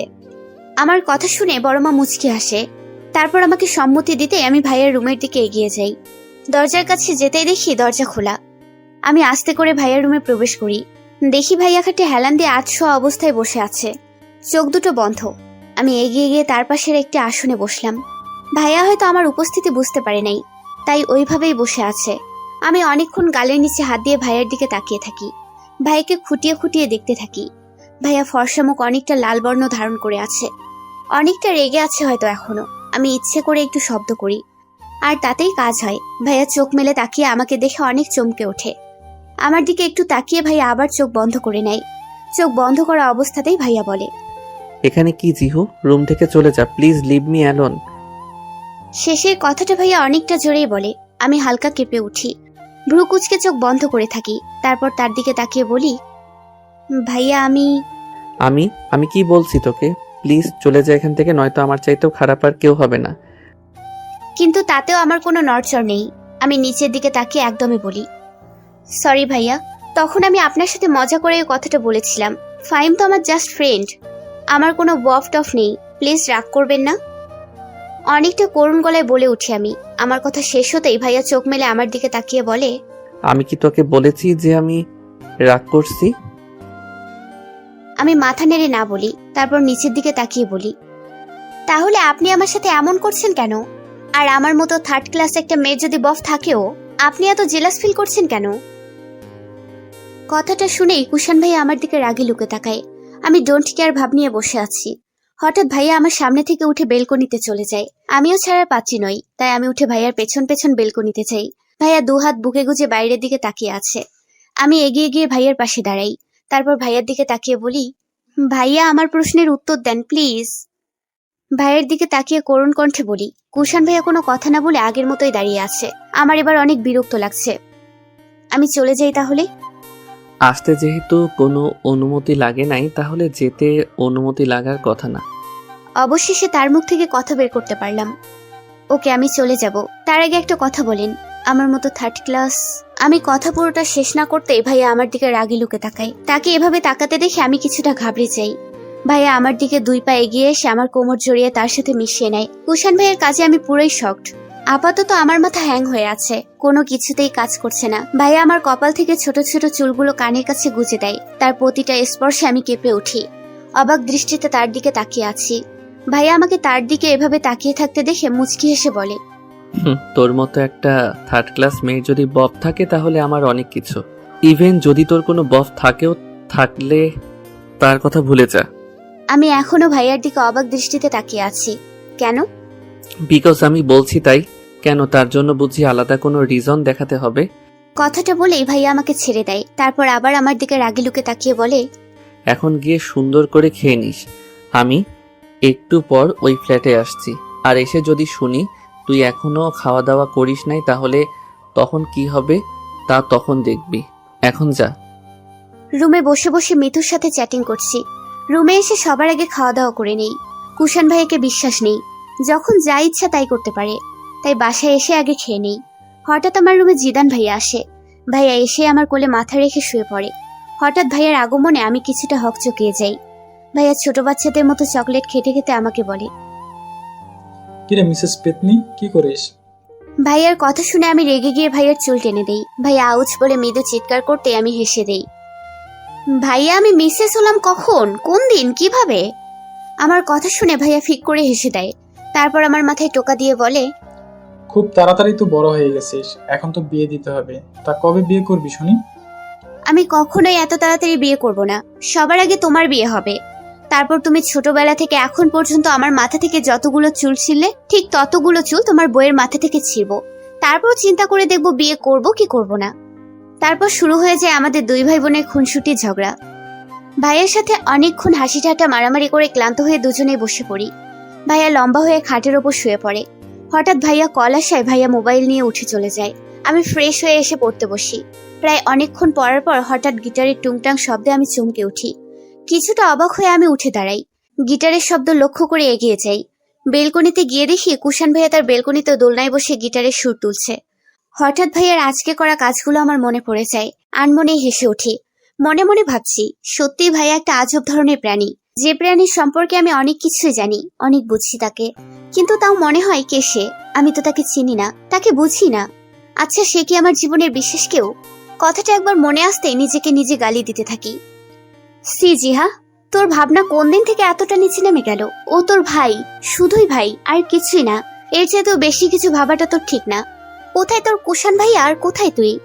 এই দিকটা অন্তত একবার চিন্তা করবি। এসব বলে নিজেকে সান্ত্বনা দিতে থাকি। হঠাৎ কুষাণ ভাইয়া গান গেয়ে ওঠে। যদি এমন হতো তোমায় নিয়ে স্বপ্নগুলো সত্যি হতো, যদি এমন হতো তোমার সাথে সময়টুকু অসীম হতো, তুমিও কি তাই চাও বলো আমায়? কেটে যায় প্রায় 2 মাস। এই 2 মাসে অনেক কিছু ঘটে যায়। সময়ের সাথে সাথে সবকিছুই বদলে যায়। শ্রাবণ মাসের মাঝামাঝি সময়, রাত প্রায় 2টা বাজে। বাহিরে প্রচুর ঝড় উঠেছে। সন্ধ্যা থেকে একটানা বৃষ্টি লেগেই ছিল। অবশ্যই বর্ষাকাল বলে কথা। আমি রুমে কাঁথা মুড়ি দিয়ে গুটিসুটি মেরে শুয়ে আছি। হালকা শীত শীত লাগছে। চোখ বন্ধ করতেই কুষাণ ভাইয়া হাস্যোজ্জ্বল মুখখানা ভেসে ওঠে চোখের সামনে। এই 2 মাসে কুষাণ ভাই আমাকে অনেকভাবে জ্বালিয়েছে। 2 মাসে ভালো করে 2টা দিনও ঠিকমতো শান্তিতে থাকতে দেয়নি তিনি আমাকে। নানাভাবে বিরক্ত করতো আমাকে। কখনো এসে আমার কোলে মাথা রেখে বলতো তার মাথায় আলতো করে বিলি কেটে দিতে। তার নাকি মাথা ব্যথা করে। আমিও বাধ্য মেয়ের মতো তার মাথায় বিলি কেটে দিতাম। কখনো কখনো তাদের ফ্ল্যাটে গেলে বলতো তাকে খাইয়ে দেওয়ার জন্য। তার নাকি হাতে ব্যথা করে। কাজগুলো করতে আমার প্রথম প্রথম বিরক্ত লাগলেও এখন বেশ ভালো লাগে। আলাদা একটা অনুভূতি কাজ করে তার প্রতি। আমি জানি না এই অনুভূতির নাম কি দেয়া যায়, তবে বলবো যে আমার এই অনুভূতি সবার থেকে আলাদা। এখন তাকে নিয়ে ভাবতে অনেক ভালো লাগে। মাঝে মাঝে তার করা কাজগুলো দেখে সত্যি অবাক হয়ে যাই। কুষাণ ভাইয়া প্রতিদিন অফিস থেকে আসার সময় আমার জন্য কখনো আইসক্রিম, ফুচকা, বিরিয়ানি নিয়ে আসতো। কখনো বা আসার সময় হাতে এক গাদা চুড়ি নিয়ে আসতো। চুড়ি বরাবরই আমার খুব পছন্দের। কিন্তু আজ আমার মনটা ভীষণ খারাপ লাগছে। আজ সারাদিনে একবারের জন্য কুষাণ ভাই আমাদের ফ্ল্যাটে আসে নাই। ভাইয়া এখন ধরতে গেলে আমার অভ্যাসে পরিণত হয়েছে। তাকে একটাবার না দেখলে কেন জানি না নিজের থেকে অনেক খারাপ লাগে। হঠাৎ ভাইয়ার কথা মনে পড়তে আমি উঠে বসি। পাশ ফিরে ফোনটা হাতে নিয়ে ভাইয়াকে একটাবার কল করার জন্য। কিন্তু পরক্ষণেই মনে পড়ে, এখন তো অনেক রাত হয়েছে, ভাইয়া হয়তো ঘুমিয়ে পড়েছে। কথাটা মনে পড়তেই মনটা আবার খারাপ হয়ে যায়। আমি জানালা দিয়ে ভাইয়ার রুমের দিকে উঁকি দিয়ে দেখি ভাইয়ার রুমে এখনো লাইট জ্বলে। তার মানে ভাইয়া এখনো ঘুমায় নেই। কথাটা মনে পড়তেই আমার মুখে একচিলতে হাসি ফুটে ওঠে। ফোনটা পুনরায় হাতে নিয়ে আমি ভাইয়ার ফোনে ডায়াল করি। কুষাণ বসে অফিসের কিছু গুরুত্বপূর্ণ কাজ করছেন। আজ 2 দিন ধরে তার আবার অফিসে কাজের চাপ বেশি, তাই রাত জেগেই প্রায় তাকে কাজ করতে হয়। সে যে কাজ করছে তার এতদিকে হুঁশ নেই যে রাত প্রায় কতটা হয়েছে। অনেকটা ক্লান্ত শরীর নিয়ে খাটে হেলান দিতেই হঠাৎ ফোন বেজে ওঠে তার। সাথে সাথে কিছুটা চমকে উঠেছে। এত রাতে কে ফোন করবে তা ভেবে ফোনটা হাতে নিতেই দেখে ফোনের স্ক্রিনে নীলপরি নামটা জ্বলজ্বল করছে। মুহূর্তে তার সব ক্লান্তি মুছে মুখে তৃপ্তির হাসি ফুটে ওঠে, কিন্তু তা আবার সাথে সাথে মিলিয়ে যায়। এই ভেবে যে এত রাতে ফোন করছে, যেহেতু তার মানে কোনো বিপদ হয় নাই তো। কথাটা ভেবে কুষাণ তাড়াতাড়ি করে ফোন রিসিভ করে। ফোন ধরে কানের নিচে নিতে ওই পাশ থেকে বলে ওঠে, কুষাণ ভাইয়া, আপনি এত পচা কেন? আজ আমাদের ফ্ল্যাটে একবারের জন্য আসেন নাই, আবার আমার চকলেটও দিয়ে যান নাই, কেন বলুন তো? কথাটা শুনে কুষাণ নিঃশব্দে হাসে। এতদিন পর তার মনে হচ্ছে সে অনেক বড় একটা কথা শুনেছে। তার নীলপরি তাকে মিস করছে। এতদিন পর সে নিজেকে সার্থক মনে করছে। সরি জিহু, আসলে আজ অনেকটা কাজের চাপ থাকার কারণে যেতে পারি নাই। আর অফিস থেকে আসতে আসতে অনেক লেট হয়ে গেছে, তাই কিছু আনতে পারি নাই। সরি, কানে ধরছি। আর এখন হবে না। ওই পাশ থেকে জিহা ঠোঁট টিপে হাসে, তারপর কিছুটা গম্ভীর স্বরে বলে, ঠিক আছে, এবারের মতো ক্ষমা করলাম, বাট পরের বার যদি এমন হয় তবে খবর আছে কিন্তু। ঠিক আছে ম্যাডাম। মুচকে এসে বলে কুষাণ, তারপর কিছুটা গম্ভীর স্বরে বলে, কাল সকালে রেডি থাকবি, আমি তোকে কলেজে ড্রপ করে দিব। ঠিক আছে ভাইয়া। তারপর ভাইয়ার সাথে টুকটাক আরো কিছু কথা বলে ফোন কেটে দেই আমি। ভার্সিটিতে বড় একটা গাছের নিচে বসে আমি, নাইমা, মিতু আর ফাহিম বসে আড্ডা দিতেছি। কুষাণ ভাই একটু আগে আমাকে দিয়ে গেছে। হঠাৎ আমার সামনে আমাদের ডিপার্টমেন্টের একটা মেয়ে এসে বসে। মেয়েটার নাম নেহা, কিছুটা ন্যাকা টাইপের মেয়ে। এসে আমার সামনে বসে বলে, হাই জিহা, কেমন আছো তুমি? ভালো। আচ্ছা, আজ তোমার সাথে যে কালো গেঞ্জি পরা একটা ছেলে আসছে, ছেলেটাকে বলবে? কালো গেঞ্জি তার মানে কুষাণ ভাইয়া। আমি ওর দিকে কিছুটা ভ্রুকুচকে তাকিয়ে বলি, কেন? আসলে ছেলেটাকে অনেক পছন্দ হয়েছে, তাই। নেহার কথাটা শুনে আমার মাথায় দফ করে আগুন জ্বলে ওঠে। ওর দিকে তাকিয়ে দাঁতে দাঁত চেপে বলি, উনি যেই হন না কেন তার বিয়ে হয়ে গেছে 1 বছর আগে এবং তার 2টা বাচ্চাও আছে। সো তার দিকে চোখ তুলে তাকালেও লাভ নেই, বুঝলে? আমার কথা শুনে নেহা কিছুটা থতমত খেয়ে যায় এবং কি উপস্থিত সবাই আমার দিকে হা করে তাকিয়ে আছে। ফাহিম আমার দিকে তাকিয়ে বলে, 1 বছরে বিয়ে, তার ওপর 2টা বাচ্চা কিভাবে সম্ভব? ফাহিমের কথা শুনে আমি থতমত খেয়ে যাই। তারপর আমতা আমতা করে বলি, টুইন বেবি হয়েছে, বুঝলি মূর্খ। বলে আমি উঠে ক্লাসের দিকে হাঁটা শুরু করি। শেষে উপায়ন্তর না পেয়ে ওরা 3জনও আমার পেছন পেছন আসে। ভার্সিটি ছুটি হতেই আমি বের হয়ে গেটের সামনে এসে দাঁড়াতেই আমার সামনে ইমন নামের একটা ছেলে এসে দাঁড়ায়। ছেলেটাকে আমি চিনি, আমাদের ভার্সিটির সিনিয়র ভাই। মাঝে মধ্যে আমার সামনে এসে দাঁড়ায় আর বলে, জিহা, আমি তোমাকে ভালোবাসি, প্লিজ আমার ভালোবাসাটা অ্যাকসেপ্ট করো। আমি তোমাকে অনেক ভালো রাখবো, প্লিজ। কিন্তু প্রতিদিনই আমার কথা একটাই থাকে, তাই ফিরে চলে যায়। আজ আবার আসছে, এসে আমার সামনে পুরনো ডায়লগগুলো দিতে থাকে। আমি তাকে পাশ কাটিয়ে চলে আসি। পেছন থেকে ভাইয়াটা কিছু একটা বলছে, আমি ভালো করে শুনি নাই। কুষাণ ভাইয়া আর আমি গাড়িতে বসে আছি, ভাইয়া ড্রাইভ করছে। আমি বসে বসে ভাইয়ার সাথে বকবক করছে আর ভাইয়া চুপচাপ ড্রাইভ করছে। আমার সাথে একবারের জন্য কথা বলে নাই। ভাইয়ার সাথে বকবক করতে করতে আমি খেয়ালই করি নাই যে আমরা বাড়ির ঠিক উল্টো রাস্তা দিয়ে যাচ্ছি। এটা দেখে আমি আঁতকে উঠে ভাইয়ার দিকে তাকাই, তার দৃষ্টি সামনে নিবদ্ধ। ভাইয়া, আমরা কোথায় যাচ্ছি? ভাইয়া কোনো কথা না বলে ড্রাইভ করতে থাকে মনোযোগ দিয়ে। এবার আমার মনটাই খারাপ হয়ে যায়। আমি ভাইয়ার দিকে মন খারাপ করে তাকাই। ভাইয়ার এক হাত ধরে হালকা টান দিয়ে তার হাতের ওপর হাত রেখে বলি, ভাইয়া, আমি কি কোনো ভুল করেছি যার কারণে আপনি আমার উপর রেগে আছেন? কুষাণ ভাইয়া এক পলক আমার দিকে তাকিয়ে চোখ ফিরিয়ে নিয়ে আবার সামনের দৃষ্টি নিবদ্ধ করে বলে, কই না তো, আমি কি তোকে বলছি যে আমি রাগ করছি বা অন্য কিছু? না, কিন্তু আপনি তাহলে আমার সাথে কথা বললেন না কেন? আমি তো সেই কখন থেকে বকবক করেই যাচ্ছি, কিন্তু আপনি মনে হচ্ছে কিছুই শোনেন না। কি হলো আপনার? তোর প্রতিটা কথা সবসময় আমি গভীর মনোযোগ দিয়ে শুনি, সো কখনোই এই ধরনের কথা মুখেও আনবি না। আর বাকি রইল কথা না বলা, ওইটা এমনি। আমার এখন কথা বলতে ইচ্ছে করছে না, তাই চুপ করে আছি। তোর কথা শুনতে ভালো লাগছে। কুষাণ ভাইয়ের কথা শুনে মনটাই খারাপ হয়ে যায়। আমি গাল ফুলিয়ে বলি, তার মানে আমি আপনাকে বিরক্ত করছি? আর আপনি আমার কথায় বিরক্ত বোধ করছেন বলেই চুপ করে আছেন? ভালো লাগছে না আপনার? তো সেই কথাটা আগে বললেই পারতেন, এত অভিনয় করার কি ছিল? আমার কথা শুনে কুষাণ ভাইয়া জোরে গাড়ি ব্রেক কষে। সিট বেল্ট থাকা এই যাত্রায় বেঁচে গেলাম। আমি একবার চারপাশে তাকিয়ে দেখি আমরা একটা জনমানব শূন্য গ্রাম সাইড এলাকায় আছি। বাইরের দিক থেকে চোখ ফিরে ভাইয়ার দিকে তাকাতেই দেখি ভাইয়া স্টিয়ারিং এর ওপর মাথা রেখে চোখ বন্ধ করে আছে। আমার কথায় ভাইয়া হয়তো রেগে গেছে, কিন্তু এখানে রেগে যাওয়ার মতো কোনো রিজনই খুঁজে পাই নাই। তাই ভাইয়ার দিকে তাকিয়ে বলি, ভাইয়া, আমি যা বলছি সত্যি বলছি, এখানে রেগে যাওয়ার। জাস্ট শাট আপ জিহা, যে সব কথার কোনো মানে বুঝিস না তা নিয়ে এত গবেষণা করতে কে বলছে তোকে? আমাকে কথা শেষ করতে না দিয়ে এই ভাইয়া জোরে ধমক দিয়ে বলে ওঠে। আমার বুঝ হওয়ার পর থেকে এই প্রথমবারের মতো দেখলাম কুষাণ ভাই আমাকে পুরো নামে ডাকছে, নয়তো সব সময় আমাকে জিহু বলেই ডাকে। আমার এবার অনেক ভয় করছে। ভাইয়া বাইরের দিক থেকে চোখ ফিরিয়ে এনে আমার দিকে তাকায়, তারপর বলে, জিহা, তুই নিজেও জানিস না আমার কাছে তোর মূল্য ঠিক কতটুকু। কি বলবো আমি তোকে, কথা বলার কোনো অবস্থাতেই নেই এখন আমি। যে মানুষটার একটু কথা শোনার জন্য দিশেহারা হয়ে যেতাম, যাকে একটা মুহূর্ত দেখার জন্য মন চাইতো, সে যখন আমার পাশে থাকে কিংবা কথা বলে, তখন কেন আমার বিরক্ত লাগবে জিহু? কেন? Answer me. ভাইয়ার চিৎকারে আমি কেঁপে উঠি। নিচের দিকে তাকিয়ে ভাইয়ের বলা কথাগুলো আমি ভাবতে থাকি। ভাইয়া কেন এই কথাগুলো বলছে? আমাকে দেখতে তার ইচ্ছে করে, আমার কথা শুনতে সবসময় মন চায়। কেন? তার মানে কি ভাইয়া আমাকে আর কিছু ভাবতে পারছি না আমি। ভাইয়ের দিকে তাকাতেই দেখি ভাইয়া গাড়ি স্টার্ট দিচ্ছে। তার চোখ মুখ পুরোটাই লাল হয়ে আছে। বেশি রেগে গেলে যা হয় আর কি। ভাইয়া গাড়ি ঘুরিয়ে আবার বাড়ির পথে যেতে থাকে। আমার একবার ইচ্ছে করছিল তাকে জিজ্ঞেস করে যে আমরা কোথায় যাচ্ছিলাম, কিন্তু সাহসী হয়নি তার সাথে দ্বিতীয়বারের মতো কথা বলার। আমি নিচের দিকে তাকিয়ে আছি। কেটে যায় আরো 3 দিন। এই 3 দিনে প্রতিটা দিন আবার আমাকে এমন ডিস্টার্ব করে গেছে। স্নেহর ভাই কারণে আমি কিছু বলতে পারি নাই। এই 3 দিনের মধ্যে কুশান ভাই একবারের জন্য আমাদের ফ্ল্যাটে আসি নাই। ধরতে গেলে এই 3 দিনে একদিনও আমি ভাইয়াকে দেখি নাই।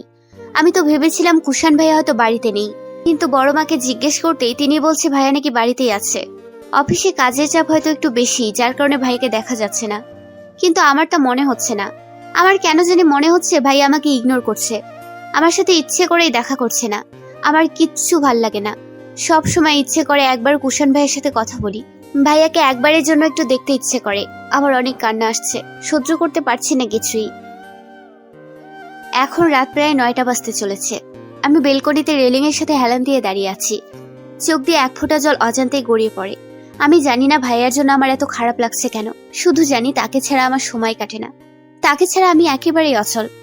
হঠাৎ আমার চোখ যায় ভাইয়ের রুমের দিকে। আলো জ্বলছে, তার মানে ভাইয়া এখন বাড়িতেই আছে। আমি এক হাত দিয়ে চোখের জল মুছে রুম থেকে বেরিয়ে যাই কুশান ভাইদের ফ্ল্যাটে যাওয়ার জন্য। লিভিং রুমে এখন কেউ নেই। জিদান ভাইয়া এখনো অফিস থেকে ফিরে নাই। বাবা অফিসে, আর মা হয়তো রুমে আছে, যার কারণে আমি আসার সময় কারো চোখেই পড়ি নাই। আমি ভাইয়ের রুমে আসতেই দেখি কুশান ভাইয়া সদ্য শাওয়ার নিয়ে বের হয়েছে। কালো ট্রাউজার আর খালি গায়ে গলায় টাওয়াল ঝুলানো। আমি ভাইয়ের দিকে এক পলক তাকিয়ে চোখ সরিয়ে নেই। ভাইয়াকে দেখে বোঝা যাচ্ছে ভাইয়া আমাকে এখানে মোটেও আশা করে নাই। আমাকে এভাবে হঠাৎ তার রুমে আসতে দেখে তিনি কিছুটা অপ্রস্তুত হয়ে পড়ে। তারপর নিজেকে কিছুটা সামলে বলে, কি চাই এখানে? ভাইয়া আপনি আমাকে এভাবে ইগনোর করছেন কেন? আমি তোকে ইগনোর করতে যাব কেন? আমি তোকে ইগনোর করার কে? নিজেকে এত ইম্পর্টেন্ট ভাবার কোনো প্রশ্নই ওঠে না। এখানে কি তোর? যা না, ভার্সিটিতে যা। ওইখানে তো তোর জন্য কতজন অপেক্ষা করছে। তাহলে আমার কাছে কি তোর বিরক্ত লাগছে? আমার জিহু, প্লিজ রুম থেকে বের হয়ে যা। একা থাকতে দে আমাকে একটু প্লিজ। কুশান ভাইয়ের কথা শুনে আমার চোখ থেকে টপ টপ করে পানি গড়িয়ে পড়ে। ভাইয়ের দিকে তাকিয়ে কিছু বলতে যাব, তার আগে ভাইয়া আমার সামনে থেকে সরে বেলকনিতে চলে যায়। পরন্ত বিকেলে সূর্য পশ্চিম দিকে হেলে পড়ছে। চারিদিকে পাখিদের নিড়ে ফেরার তো শুরু হয়ে গেছে। পরন্ত বিকেলে পাখিরা যখন পশ্চিম আকাশে ওড়ে নিড়ে ফেরার উদ্দেশ্যে, তখন প্রকৃতির দৃশ্য হয়ে ওঠে মনোমুগ্ধকর। আর সে কখন থেকে ছাদে দাঁড়িয়ে আমি প্রকৃতির এই মনোরম দৃশ্যকে উপভোগ করছি। কত নিখুঁতভাবে তৈরি এই দৃশ্য, নেই কোনো কৃত্রিমতা। মানুষের মতো এই দৃশ্য কখনো ছলনা করতে পারে না, মানুষের মতো অভিনয় করতে পারে না। মানুষ তো তার সারাটা জীবন অভিনয় করতে করতেই কাটিয়ে দেয়। ভাবতে একটা দীর্ঘশ্বাস ফেলে আবার আকাশের দিকে তাকাই আমি। আজ ভার্সিটিতে যাই নাই আমি। নাইমা ফোন করে কারণ জানতে চাইলেই বলছি আমি অসুস্থতায় আসতে পারবো না। বাসায় একটা বলে কাটিয়ে দিয়েছি। সেই ঘটনার পর রাত গড়িয়ে সকাল, এবং এখন বিকেল বেলা। তারপর আমি কুশান ভাইয়ের বলা কথাটা ভুলতে পারছি না। আমার মনে হচ্ছে আমি ভাইয়াকে সত্যিই ভালোবাসি। কিন্তু আমি কি করব এখন? মানুষটা তো বলেই দিল আমাকে নাকি তার বিরক্ত লাগে। যার কাছে আমি একটা বিরক্তকর প্রাণী, সেই মানুষটা আমাকে কি করে ভালোবাসবে? মনে পড়ে যায় আবার ভাইয়ার কাল রাতে বলা কথাটা। আমি তোকে ইগনোর করতে যাব কেন? আমি তোকে ইগনোর করার কে? নিজেকে এত ইম্পর্টেন্ট ভাবার কোনো প্রশ্নই ওঠে না। এখানে কি তোর? যা না, ভার্সিটিতে যা। ওইখানে তো তোর জন্য কতজন অপেক্ষা করছে। তাহলে আমার কাছে কি তোর? বিরক্ত লাগছে আমার। জিহু, প্লিজ রুম থেকে বের হয়ে যা। একা থাকতে দে আমাকে একটু প্লিজ। কথাটা মনে পড়তেই আবার চোখ দিয়ে এক ফোঁটা জল গড়িয়ে পড়ে। হঠাৎ কোনো কিছু শব্দে আমি ভাবনার জগৎ থেকে বেরিয়ে আসি। আমার ঠিক পেছন দিক থেকেই শব্দটা আসছে, তাই আমি পেছন ঘুরতেই কুশান ভাইয়ার মুখোমুখি হয়ে যাই। ভাইয়া আমার বরাবর দাঁড়িয়ে আছে, আর শব্দটা ছিল ভাইয়া এসে ছাদের দরজা বন্ধ করে দিয়েছে। সকাল থেকে আমার বেহায়া চোখ দুটো শুধু তাকেই খুঁজেছিল। এখন মনে একটু শান্তি হলো তাকে দেখে। তার দিকে তাকিয়ে আমার মুখে ক্ষীণ হাসি রেখা ফুটে ওঠার আগেই তা মিলিয়ে যায়। কাল রাতে বলা তার কথাগুলো মনে পড়তেই আমি চোখ বন্ধ করে আবার উল্টো দিকে ঘুরে দাঁড়িয়ে আকাশ দেখার অভিনয় করতে থাকি। ভাইয়া এতক্ষণ আমার দিকে এক দৃষ্টিতে তাকিয়েছিল। আমি বুঝি না যে মানুষটার কাছে আমি বিরক্তকর প্রাণী, সে এখন আমার কাছে কেন আসছে। এখন যদি কিছু জিজ্ঞেস করি তাহলে বলবে আমার চাচ্চুর বাসা, আমি যখন ইচ্ছে তখন আসবো, তাতে তোর কি?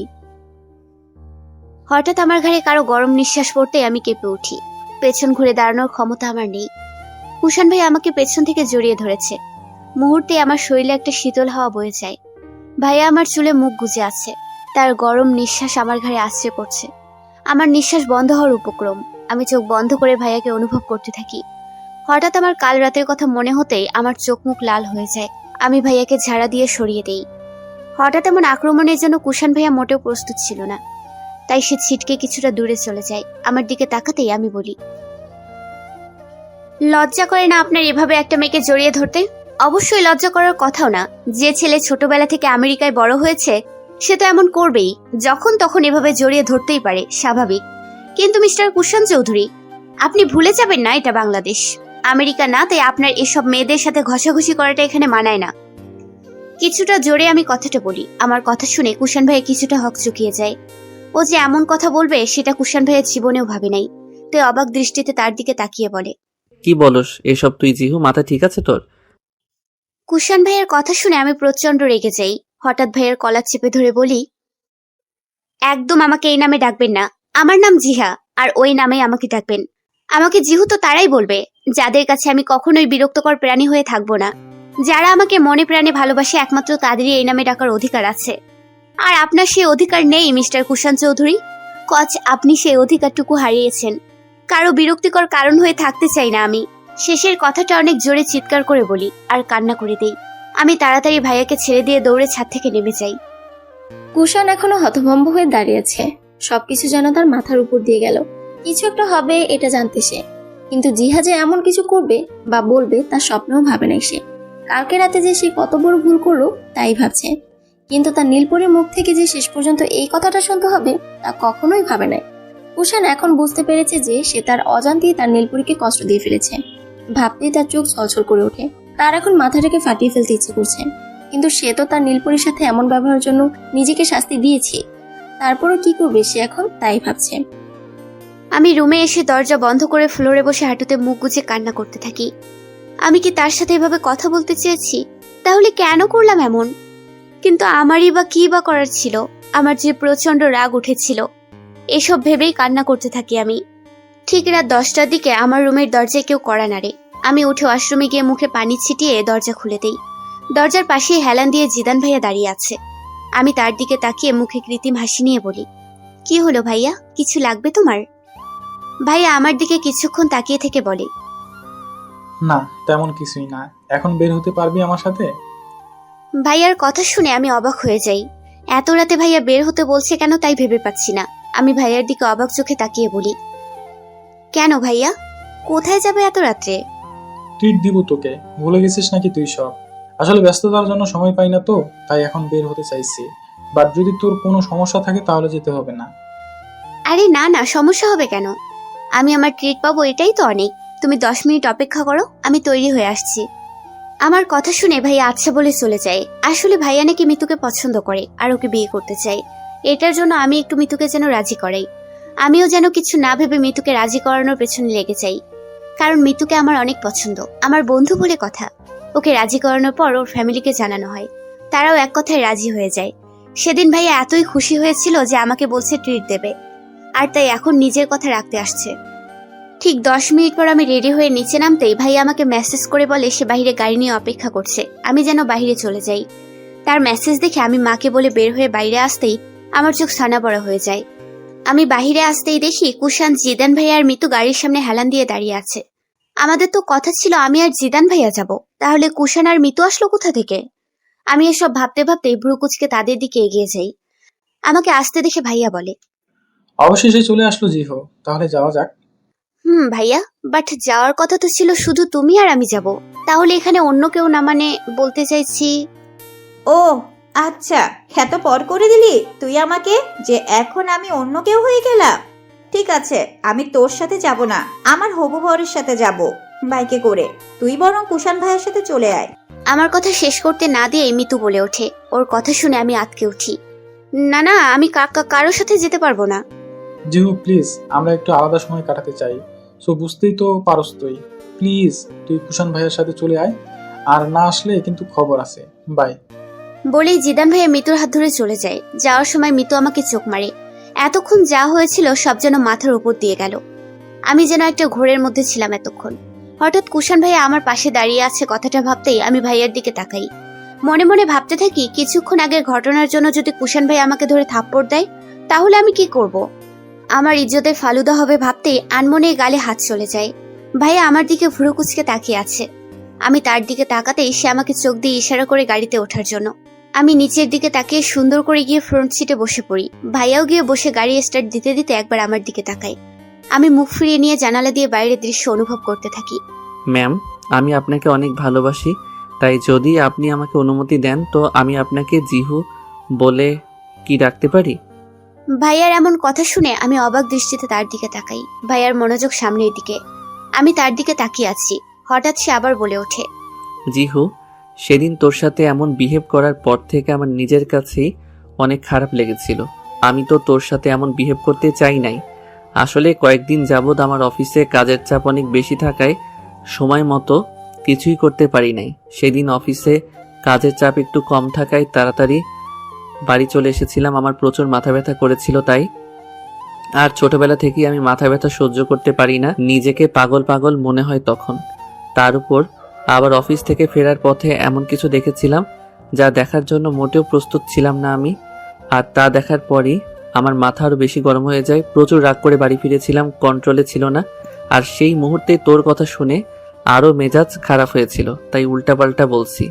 বিশ্বাস কর জিহু, আমি ইচ্ছে করে কিছু করি না। তখন আমি হুঁশে ছিলাম না। প্লিজ ক্ষমা করে দে আমাকে। আমি আমার ভুলের জন্য নিজেকে শাস্তিও দিয়েছিলাম। ভাইয়ার করুণ কণ্ঠ শুনে আমি অবাক হয়ে যাই। আমি ভাইয়ার দিকে হতভম্ব হয়ে তাকিয়ে আছি। এসবের পেছনে এমন কিছু যে লুকিয়ে আছে তা আমার জানাই ছিল না। এখন নিজের মাথা ফাটাতে ইচ্ছে করছে যে কেন ভাইয়াকে তখন এতগুলো কথা বলেছিলাম। হঠাৎ ভাইয়ার শেষ কথাটা মাথায় আসতেই তার দিকে তাকিয়ে বলি, নিজেকে শাস্তি দিয়েছেন মানে? কি করেছেন আপনি? কথাটা শুনেই ভাইয়া মুচকি হাসে। তারপর তার বাম হাত আমার দিকে এগিয়ে দেয়। ভাইয়ার বাম হাত দেখতে আমার চোখ ছলছল করে ওঠে। আমি কেঁদে দেই, কারণ ভাইয়ার ফর্সা হাত একদম কালো হয়ে আছে। হাত কেটে হাতের অবস্থা বেহাল করে রেখেছে। আপনি কি পাগল? কি করেছেন এটা? আমি আপনার কে যে আমার সাথে খারাপ বিহেভ করার কারণে আপনি নিজেকে এভাবে কষ্ট দিলেন? আমার কথা শুনে ভাইয়া মুচকি হেসে একবার আমার দিকে তাকিয়ে বলে, যখন থেকে আমি বুঝতে শিখেছি ঠিক তখন থেকে আমার এই মনে তোমার বসবাস। তোমাকে নিয়ে ভাবতে ভালো লাগে। তোমার হাসিতে মুগ্ধ হয়ে যাই আমি। চোখ বন্ধ করলে শুধু তোমাকে দেখতে পাই। আর এখন আমি খুব ভালো করেই বুঝতে পেরেছি এই তুমি ছাড়া আমি পুরোই অচল। আমি মুগ্ধ নয়নে ভাইয়ের দিকে তাকিয়ে আছি। নিমিষে আমার সব রাগ অভিমান ধুলোয় মিশে যায়। যখন ভাইয়ের কথাগুলোর মানে বুঝলাম তখন লজ্জায় নুয়ে পড়ি। ভাবতেই অনেক খুশি লাগে আমার। হঠাৎ আমি ভাইয়ের বাম হাতটা উঁচু করে কাটা স্থানে ভালোবাসার পরশ এঁকে দিয়ে তার বুকে মাথা রেখে বলি, আমিও মনে হয় একই রোগে আক্রান্ত। বলেই ভাইয়ের বুকে মাথা রেখে এই সময়টাকে অনুভব করতে থাকি। প্রকৃতির দৃশ্য নিতান্তই সুন্দর। শরৎকালের মাঝামাঝি সময়। শরৎকালে প্রকৃতির দৃশ্য দেখে মুগ্ধ হই। আসলে প্রকৃতি এমনই, যাকে যত দেখি ঠিক তত বেশি মুগ্ধ হয়ে যাই। এই কয়টা দিনে আমি আর কুষাণ ভাইয়া জমিয়ে প্রেম করি। সারা রাত ফোনে কথা বলি। ভালোবাসার হাজারো স্বপ্ন বুনতে থাকি। কিন্তু তারপরও ভাইয়া আমাকে ধমক দেওয়া বন্ধ করে নেই। আমাকে দেখলেই তার ধমক দিতে ইচ্ছে করে। আমাকে দেখলেই চোখ রাঙিয়ে কথা বলে। মাঝে মাঝে আবার আমার পছন্দের সব কাজ করে। মাঝে মাঝে এমন কাজ করে যে আমার কল্পনার বাইরে থাকে। যেমন আজ রাত প্রায় 10টার পর হঠাৎ জিদান ভাইয়া এসে আমাকে বলে, জিহু, কুষাণ তোর জন্য বাইরে অপেক্ষা করছে, তাড়াতাড়ি রেডি হয়ে নিচে যা। ভাইয়ার কথা শুনে আমি অবাক হয়ে যাই। অবাক চোখে তাকিয়ে বলি, কেন ভাইয়া, কোথায় যাবে? ভাইয়া কিছুটা বিরক্ত হয়ে বলে, আমি জানি কি করে, ও আমাকে বলছে তোকে বলার জন্য, তাই বলছি। আর হ্যাঁ, ফেরার পর কলিং বেল বাজাবি না, আমাকে মেসেজ করলেই হবে। কথাটা বলে উত্তরের অপেক্ষা না করেই চলে যায়। আমি অনেকক্ষণ তার যাওয়ার পানে তাকিয়েছিলাম। হঠাৎ তার কথা মাথায় আসতেই আমি তাড়াতাড়ি উঠে ওয়াশরুমে গিয়ে ফ্রেশ হয়ে রেডি হয়ে নিচে আসি। আমি নিচে নামতেই দেখি কুষাণ ভাইয়া বাইকে হেলান দিয়ে দাঁড়িয়ে আছে। আমাকে আসতে দেখে সে সোজা হয়ে দাঁড়ায়। তারপর আমাকে একবার দেখে নিয়ে চোখ দিয়ে ইশারা করে বাইকে উঠতে বলে।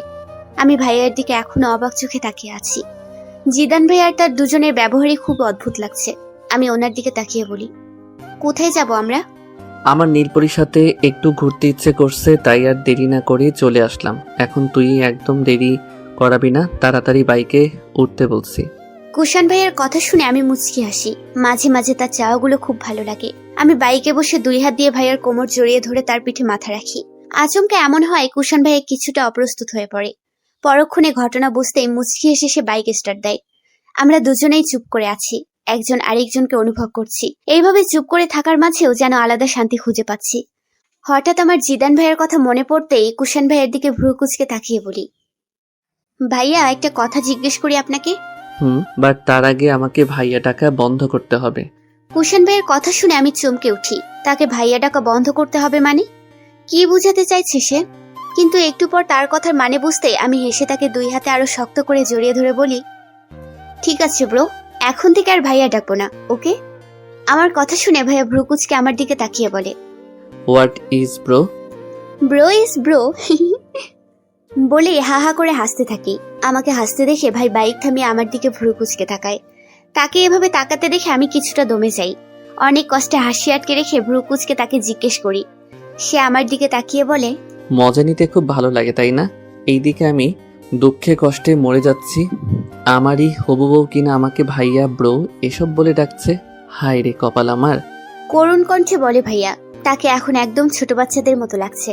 তার এমন ফেস দেখে আমার আরো হাসি পাচ্ছে। আর না পেরে আবার জোরে হেসে দেই।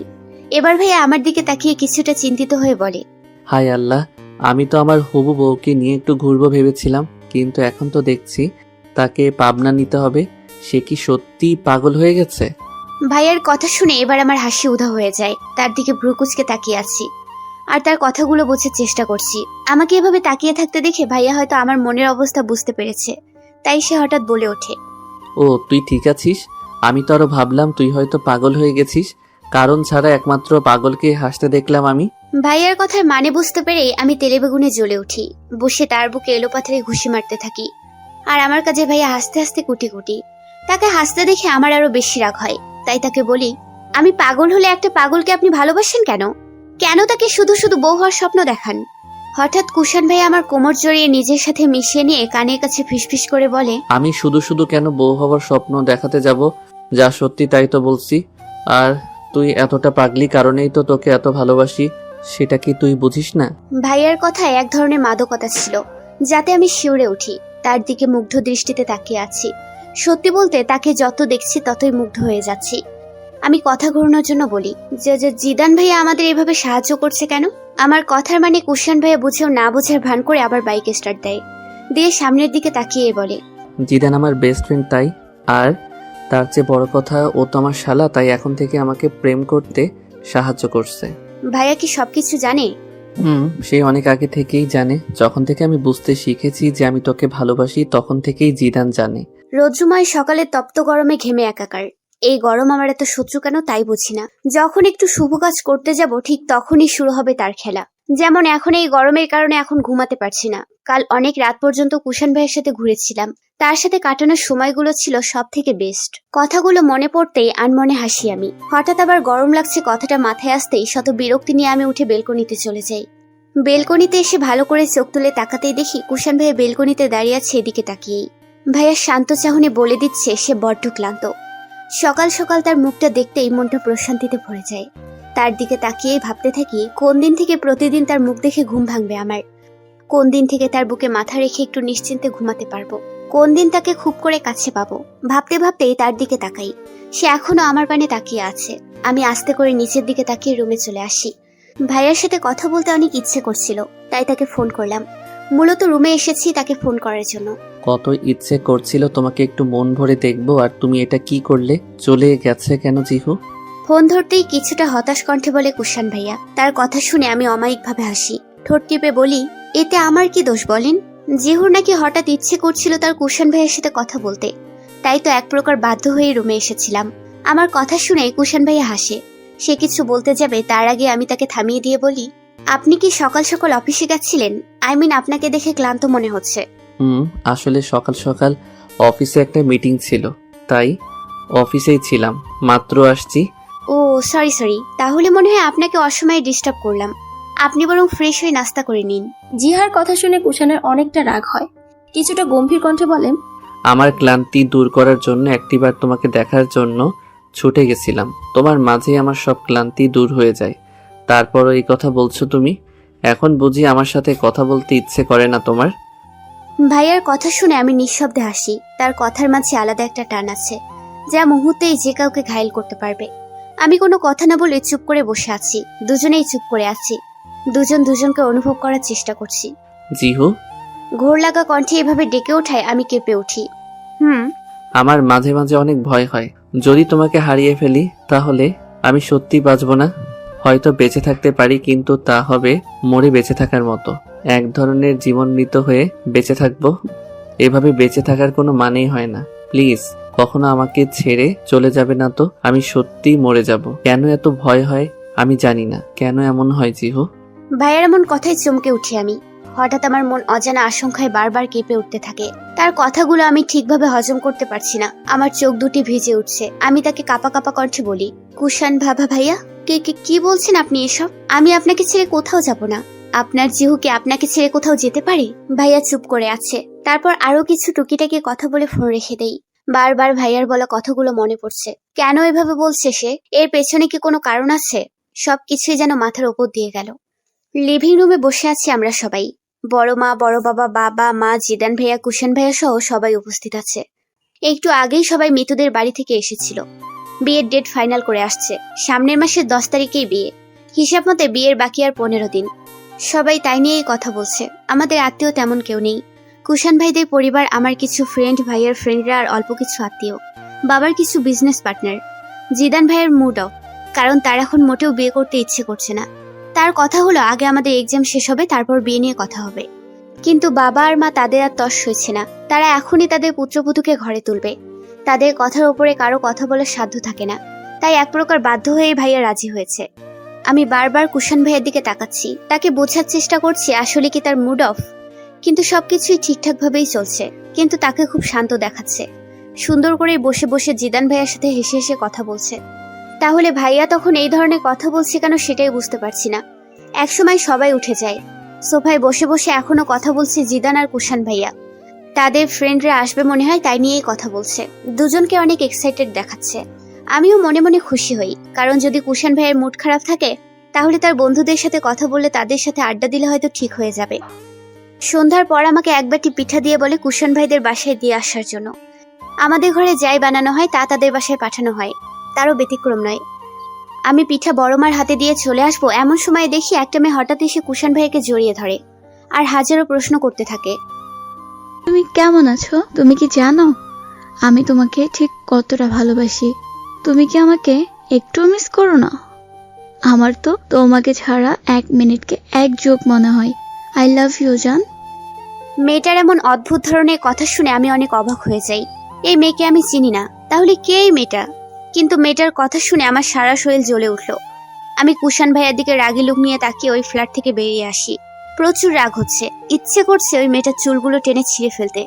জিহু অনেক গরম লাগতেছে, একটু ঠান্ডা পানি দিবি? কুষাণ ভাইয়ের এই কথায় আমি তার দিকে তাকাই। তাকে দেখে বোঝা যাচ্ছে সে অনেক ক্লান্ত। তবে ক্লান্ত হবেই না বা কেন? এভাবে বন্ধুদের সাথে দৌড়াদৌড়ি করলে তো গরম লাগবেই। তখন কুষাণ ভাইদের ফ্ল্যাট থেকে চলে আসার পর প্রায় 1 ঘন্টা পর কুষাণ ভাইয়া, জিদান ভাইয়া সহ তার প্রায় সব বন্ধুরাই আসে আমাদের ফ্ল্যাটে। আমি তখন সোফায় বসেছিলাম। হঠাৎ কুষাণ ভাইয়া আমাকে পানির কথা বলে ওঠে। আমি এখনো কিন্তু তার উপর রেগেছিলাম, কিন্তু তারপরও তাকে দেখে বড্ড মায়া হলো। যতই হোক আমার ভালোবাসার মানুষ বলে কথা। আমি একবার তার দিকে তাকিয়ে উঠে গিয়ে ফ্রিজ থেকে পানি নিয়ে এসে ভাইয়ার সামনে এনে তার দিকে পানির বোতল বাড়িয়ে দেই। কুষাণ ভাই 1 হাত বাড়িয়ে পানির বোতল নেয় আর আরেক হাত দিয়ে এক টান দিয়ে আমাকে তার পাশে বসিয়ে দেয়। আকস্মিক এমন হয় আমি হকচকিয়ে যাই, কিন্তু সময়ের সাথে সাথে ঘটনা বুঝতেই আমি উঠে যেতে নেই। সবাই সবার কথায় ব্যস্ত থাকায় আমাদের দিকে কারো খেয়াল নেই। আমি উঠে যেতে নিলে ভাইয়া আমাকে আরো জোর করে বসিয়ে দেয়। আমি তার দিকে রাগি লুকে তাকিয়ে কিছু বলতে যাব, তার আগেই কুষাণ ভাইয়া তার বাম হাত দিয়ে আমার কোমর জড়িয়ে বসে থাকে। আকস্মিক আমার কোমরে কারো হাত অনুভব করতে আমি কেঁপে উঠি। চোখ বড় বড় করে কুষাণ ভাইয়ের দিকে তাকিয়ে আছি। ভাইয়া ডোন্ট কেয়ার ভাব নিয়ে বসে আছে। আমি তার হাত সরিয়ে দিতে গেলেই ভাইয়া আমার কানের কাছে ফিসফিস করে বলে, বেশি করলে কিন্তু খবর আছে। যেভাবে বসে আছো ঠিক সেভাবে বসে থাকো। ছাড়ুন আমাকে। আমার কাছে আসছেন কেন?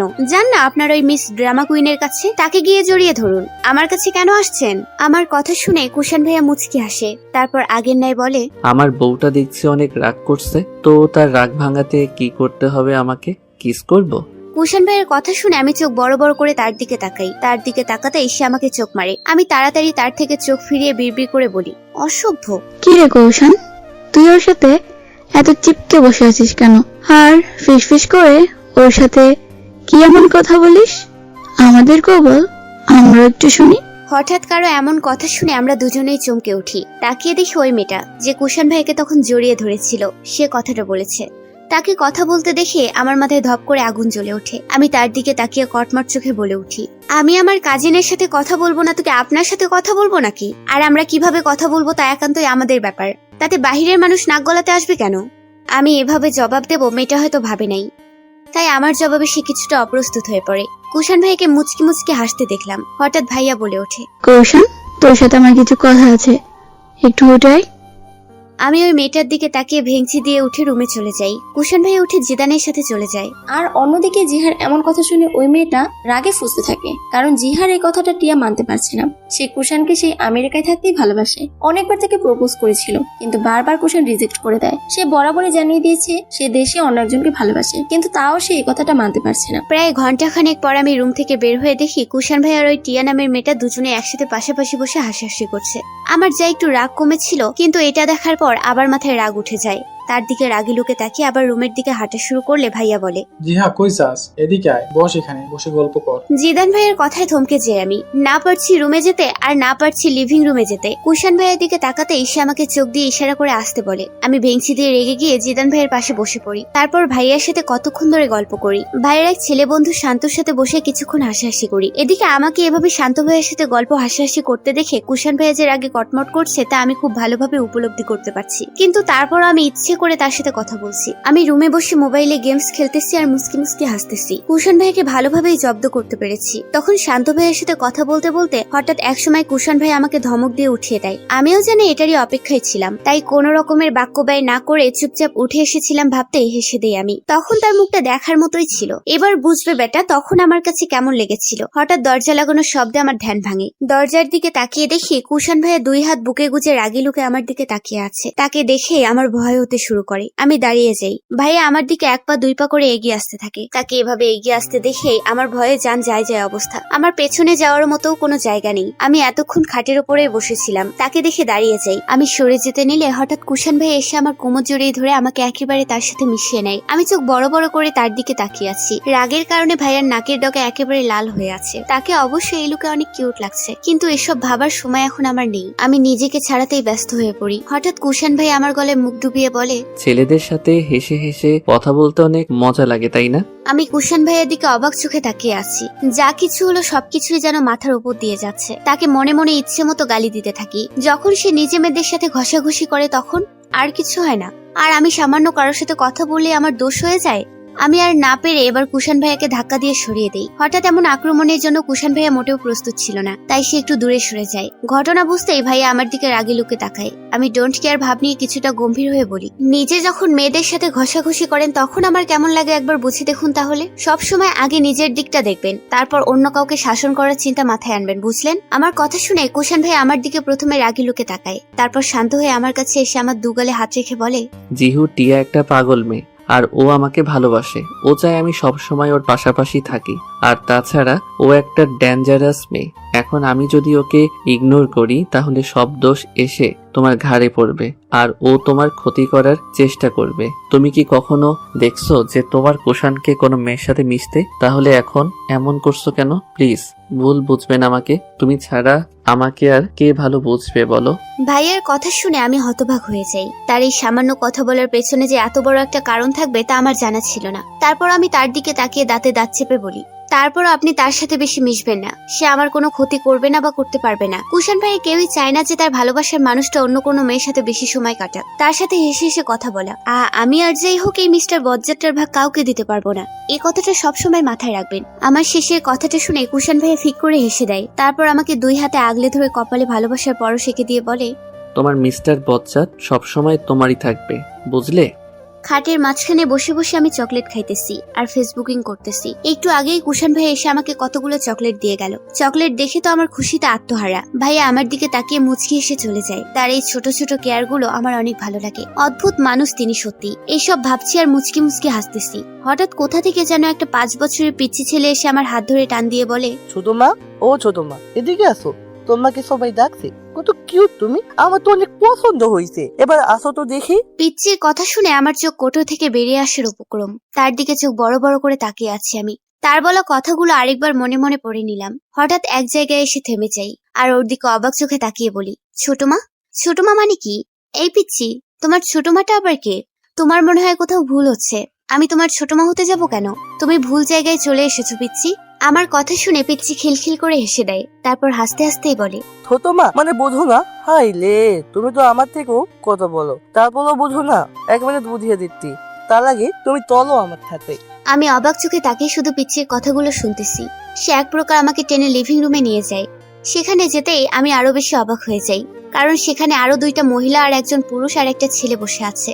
তারা বসে বাবার সাথে কথা বলছে। কারো আসার শব্দ পেয়ে সবাই আমার আর পিচ্ছিটার দিকে তাকায়। তাদের দেখে আমি কিছুটা অপ্রস্তুত হয়ে পড়ি। আমাকে দেখতেই বাবা হাসি মুখে বলে, আরে জিহুমা, এদিকে আয় মা। বাবার কথা শুনে আমি জিজ্ঞাসু দৃষ্টি নিয়ে তাদের দিকে এগিয়ে যাই, গিয়ে সালাম দিই। একটা মেয়ে আমাকে তার পাশে টেনে বসিয়ে দেয়। আমি বসতেই মধ্যবয়স্ক একটা মহিলা আমার দিকে তাকিয়ে বলে, মাশাআল্লাহ, খুব সুন্দরী তুমি মা। ভাইজান, বাবার দিকে তাকিয়ে, আপনার মেয়েকে আমার ভীষণ পছন্দ হয়েছে। কি নাম তোমার মা? মধ্যবয়স্ক মহিলাটা খুব সুন্দর পছন্দ হয়েছে কথাটা বলতেই আমার বুকের ভেতর ধক করে ওঠে। সবকিছু না বুঝেও আমি কিছুটা হলেও সন্দেহ করছি। এটা ভাবতেই আমার প্রচুর রাগ লাগে। তারপরও ভদ্রতার খাতিরে হাসি মুখে আমার নাম বলি। তারপর মহিলাটি হাসি মুখে বাবার দিকে তাকিয়ে বলে, আলহামদুলিল্লাহ ভাইজান, সত্যি আপনার মেয়ে আমাদের অনেক পছন্দ হয়েছে। আমার ছেলে সম্পর্কে তো আপনাকে বললামই, তারপরেও বলছি, এই আমার ছেলে। সামনে বসে ছেলেটাকে ইন্ডিকেট করে, রিমন একজন সফটওয়্যার ইঞ্জিনিয়ার, আর বাকিটা ও কেমন তা আপনারা খোঁজ নিলেই জানতে পারবেন। আর আপনার মেয়েকে আমাদের ভীষণ পছন্দ হয়েছে, তাই আপনার মেয়ে, আমি যা বোঝাতে চাইছি তা নিশ্চয়ই আপনি বুঝতে পেরেছেন, তাই আর বলছি না। মহিলাটার কথা শুনে আমি চমকে উঠি। ছেলেটার দিকে তাকিয়ে দেখি সে নিচের দিকে তাকিয়ে আছে। দেখতে শুনতে ভালোই আছে, তবে আমি কেন ওকে বিয়ে করব? আমি তো অন্য একজনকে ভালোবাসি। ওকে বিয়ে করা আমার পক্ষে কোনোদিনও সম্ভব না। আমি বাবার দিকে তাকাই। এখন বাবা কি বলে তাই দেখার বাকি। আমার খুব খারাপ লাগতেছে। বাবা কিছুক্ষণ চোখ বন্ধ করে থেকে বলে, দেখেন, আমার মেয়ের বিরুদ্ধে আমি কখনোই যাব না। আপনারা হঠাৎ এসেছেন, এখন আমরা ভেবে দেখব, সবার মতামত নিব, তারপর আপনাদেরকে জানাবো। এখনই আমি কিছু জানাতে পারবো না, সরি। পিনপতন নীরবতা বিরাজ করছে চারিদিকে। লিভিং রুমে সবাই বসে আছে। সবাই বলতে আমি, কুষাণ ভাইয়া, জিদান ভাইয়া, বাবা মা, বড় বাবা আর বড় মা। সবাই আমার বিয়ে নিয়ে কথা বলছে। আমার বাবা কুষাণ ভাইয়ের বাবাকে ডেকে এনেছিল এই বিষয়ে তাদের মতামত জানার জন্য। সবকিছু বড় বাবাকে বলে মাত্রই বাবা থামলো। বড় বাবা চোখ বন্ধ করে বসে আছে। কুষাণ ভাইয়াও নিচের দিকে তাকিয়ে বসে আছে। আর সবচেয়ে বেশি শান্তভাবে বসে আছে জিদান ভাইয়া। কথার মাঝে বাবা একটু থেমে বলে, আমি এখন চাইছি জিদানের বিয়ের কাজ আগে সম্পন্ন করি, তারপর না হয় জিহার কথা চিন্তা করব। এখন তাদের অপেক্ষা করতে বলি। বাবার প্রথম কথাটা শুনে আমি কিছুটা হেসে দেই, কিন্তু শেষ কথাটা শুনতেই মনটা খারাপ হয়ে যায়। বুঝি না তাদের অপেক্ষা করানোর কি দরকার আছে। তাদের সামনেই তো পাত্রপক্ষ বসে আছে, তাদের দিকে বুঝি বাবার চোখ যায় না? হঠাৎ বড় বাবার কথা শুনে আমি চমকে উঠি। উনি বলেন, জিহামাকে তো আমি ছোটবেলা থেকেই চিনি, তাই আগেই ভেবেছিলাম তাকে আমাদের থেকে দূরে সরানোর কি আছে। আমার ঘরে একটা ছেলে থাকতে আমি অনেক আগে থেকেই জিহাকে পুত্রবধূ করার কথা চিন্তা করেছিলাম, কিন্তু তোমাদের বলার সময় হয়ে ওঠে নাই। বাট আজ এমন এক সময় বলতে হচ্ছে, এখানে কি বলবো আর। বড় বাবার কথা শুনে আমি চোখ বড় বড় করে তার দিকে তাকাই। উনি বাবার দিকে তাকিয়ে আছেন। আমি চোখ নামিয়ে কুষাণ ভাইয়ের দিকে তাকাই। সেও বড় বাবার দিকে তাকিয়ে আছে। বোঝাই যাচ্ছে এই কথা শুনে সে নিজেও অনেকটা অবাক হয়েছে। বড় বাবার দিকে অবাক দৃষ্টিতে তাকালেও আমার দিকে তাকাতেই আমাকে চোখ মারে। আমি লজ্জায় মাথা নুয়ে ফেলি। বাবা মুখে হাসির রেখা টেনে বলে, আরে বাহ ভাইজান, আমার সামনে ছেলে থাকতে আমি ওর জন্য ছেলে খুঁজতে যাচ্ছি কেন? এটা তো খুব খুশির সংবাদ। আমার কোনো আপত্তি নেই এতে। কি রে জিহা, তোর কোনো আপত্তি আছে এতে? বাবার কথা শুনে আমি কি করব বুঝতে পারছি না। লজ্জায় ইচ্ছে করছে ছুটে পালাতে। লজ্জায় আমি মায়ের হাত শক্ত করে ধরে রেখেছি। হঠাৎ জিদান ভাইয়া বলে ওঠে, উফ বাবা, তুমি ওকে জিজ্ঞেস করছো কেন এতজন মানুষের সামনে? আর তাছাড়া ওর কি আপত্তি থাকবে? কুষাণের মতো ছেলে খুঁজে পাওয়া যায় নাকি? যা বাবা, ভাইয়া আমার মনের কথাটা বলে দিল। এখন তো ইচ্ছে করছে তাকে জড়িয়ে ধরে একটা চুমু খেতে। বড় বাবা বলে, আমি চাইছি জিদান আর কুষাণের বিয়েটা একই দিনে দিতে, এতে আনন্দটাও দ্বিগুণ হবে, ঝামেলাটাও কম হবে। কি বলো? ব্যাস এতটুকু শুনে আমি উঠে চলে আসি। রুমে এসে খাটে চিত হয়ে শুয়ে পড়ি। চোখ বন্ধ করতেই কুষাণ ভাইয়া হাস্যোজ্জ্বল মুখখানা চোখের ওপর ভেসে ওঠে। আমি ধরপড়িয়ে উঠে বসি। জোরে জোরে শ্বাস নিতে থাকি। হঠাৎ কুষাণ ভাইয়া দরজা ঠেলে ভেতরে ঢুকে পড়ে। তাকে দেখে আমি লজ্জায় মিয়ে যাই। আমার গালগুলো রক্তিম আভা ধারণ করে। আমি নিচের দিকে তাকানো অবস্থাতেই উনি আমার সামনে এসে হাঁটু গেড়ে বসে পড়ে। কিন্তু তারপরও আমার তার দিকে তাকানোর সাহসটুকু হয়নি। ভাইয়া এক হাত দিয়ে আমার মুখ খানিকটা উপরে তুলে বলে, বউ এইভাবে লজ্জা পাবে না প্লিজ। একদম নিজেকে কন্ট্রোল করতে পারি না তোমার রক্তিম চেহারা দেখলে। উফ, ইচ্ছে করছে। তাকে কথা শেষ করতে না দিয়ে হঠাৎ আমি উঠে দাঁড়িয়ে যাই। আপনি এখানে কি করছেন? সবাই লিভিং রুমে বসে আছে, আর আপনি কিনা এখানে? আমার কথা শুনে কুষাণ ভাইয়া দাঁড়িয়ে যায়, এক হাত দিয়ে আমাকে সোজা করে তার দিকে ফিরে দাঁড় করিয়ে বলে, তোর কি মনে হয় আমি তাদেরকে ভয় পাই? তারা কি ভাবলো না ভাবলো তা নিয়ে ভাববার সময় আমার নেই। আমার সবটা সময় শুধুমাত্র আমার বউকে উজাড় করে দিতে চাই। ওই একদম বউ বউ করবেন না। কিসের বউ? এখনো বিয়ে হয় নাই, তাহলে আবার কিসের বউ? বারে, তুই শুনলি না বাহিরে বাবা কি বলল চাচ্চুকে? আর মাত্র 10 দিন পর তুই শুধু আমার হয়ে যাবি। আমার এই সারা হৃদয় জুড়ে শুধু তুই থাকবি। ভাইয়ার কথা শুনে আমি কি করব বুঝতে পারছি না। এদিক থেকে ওদিকে তাকাতে থাকি, কেমন অস্বস্তি লাগছে। আমি তার দিকে তাকিয়ে বলি, বড় বাবা হঠাৎ এই সিদ্ধান্ত নিল কেন? আপনি কি তাকে কিছু বলছেন? না তো, আমি বাবাকে কি বলবো? বরং আমি যখন শুনলাম তোর কোথাকার রিমন না পিমনের সাথে বিয়ের কথা চলছে, তখন দিশেহারা হয়ে পড়েছিলাম। কি থেকে কি করব বুঝতে পারছিলাম না। ঠিক তখনই বাবা চাচ্চুকে এই কথাটা বলে দিল। জানিস কত খুশি হয়েছিলাম আমি তখন। কথাটা বলতে বলতে ভাইয়ার চোখের কোণে পানি জমা হয়। কাজ শেষে এটা দেখে আমি চমকে উঠি। ধীর পায়ে তার দিকে এগিয়ে গিয়ে তার পায়ের উপর ভর দিয়ে তার চোখের পানি মুছে দেই আমি। আমার কাছে কুষাণ ভাই কিছুটা অপ্রস্তুত হয়ে পড়ে। এভাবে কাঁদছেন কেন আজিব? আজকে কান্না করার মতো কিছু ঘটেছে? কথাটা বলতে বলতে আমি পিছিয়ে আসতে নিলে ভাই আমার কোমর জড়িয়ে তার সাথে মিশিয়ে নেয়। তারপর কানে কানে ফিসফিস করে বলে, আরে পাগলি, এটা হলো খুশির কান্না। আমার নীল পরি আমার ব্যস্ত কুমারীকে কাছে পাওয়ার খুশিতে চোখ দিয়ে পানি পড়ছে। চোখের পানিগুলাও না বড্ড অবাধ্য হয়ে গেছে। সে নিজের জন্য না কেঁদে অন্যের জন্য কাঁদে। তার কথা শুনে আমি লজ্জায় তার বুকে মুখ লুকাই। সেও 2 হাতে আমাকে আগলে নেয়, কিন্তু পরক্ষণে আমার কিছু মনে পড়তেই আমি তাকে ধাক্কা দিয়ে সরিয়ে দেই। আর তার দিকে রাগি লুক নিয়ে তাকিয়ে বলি, আমি ভাইয়ার দিকে রাগি লুকে তাকিয়ে বলি, বারবার ভুলে যান কেন যে আমাদের এখনো বিয়ে হয় নাই? তারপরও বারবার স্পর্শ করেন কেন শুনি? আমার কথা শুনে কুষাণ ভাই ফিক করে হেসে দেয়। আমি তার দিকে অবাক দৃষ্টিতে তাকিয়ে আছি আর ভাবছি আল্লাহ থেকে কতটা নিখুঁত হাতে সৃষ্টি করেছে। কি সুন্দর মোহনীয় তার হাসি। আমাকে তার দিকে এভাবে তাকিয়ে থাকতে দেখে ভ্রুকুচকে কিছু জিজ্ঞেস করে। আমি বলি, শুনুন, ছেলে মানুষকে একদম এত সুন্দর হতে নেই, বুঝলেন? বেশি সুন্দর হলে আবার সমস্যা বেশি, হারিয়ে ফেলার ভয় থাকে। আমার কথা শুনে কুষাণ ভাইয়া হাসি থামিয়ে ফেলে। তারপর কিছুটা গম্ভীর স্বরে বলে, আমাকে হারিয়ে ফেলার ভয় সত্যি হয় তোর? অনেক। কথাটা শুনে ভাইয়া পিছিয়ে দেয়ালের সাথে হেলান দিয়ে চোখ বন্ধ করে দাঁড়ায়। তারপর আমার দিকে তাকিয়ে বলে, কাউকে হারিয়ে ফেলার ভয় কেমন তা নিশ্চয়ই এখন বুঝতে পারছিস। তুই তো মাত্র সেদিন থেকে আমাকে ভালোবাসতে শুরু করছিস, কিন্তু আমি তো সেই ছোটবেলা থেকে তোকে হারিয়ে ফেলার ভয় পেতাম।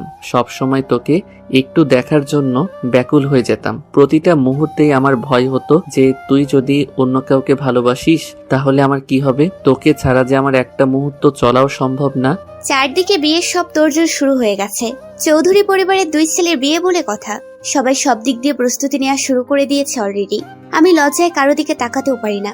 আগে বড় মাদের বাসায় যাওয়া আসা করতাম, কিন্তু বিয়ে ঠিক হওয়ার পর থেকে এখন আর তেমন যাওয়া হয় না। কুষাণ ভাইয়াকে অনেকটা এড়িয়ে চলাফেরা করি। সে আমাকে দেখলেই হলো শুরু করে দেবে আমার বউ বলে। উফ, সারাক্ষণ তার মুখে এই শব্দটা শুনতে শুনতে বিরক্ত হয়ে গেছি। তাই তাকে যতটা সম্ভব এড়িয়ে চলি। ভাইয়া কিছু বলতে পারে না, কারণ সেও অনেক ব্যস্ত থাকে এখন। তারপরও মাঝে মাঝে ফোন করে আমাকে বকা শোনায়। আমার আর কি করার, চুপ করে সব বকা আমাকে হজম করতে হয়। আমি রুমে উপর হয়ে শুয়ে আছি। হঠাৎ আমার রুমে হুড়মুড় করে নাইমা আর ফাহিম ঢুকে পড়ে।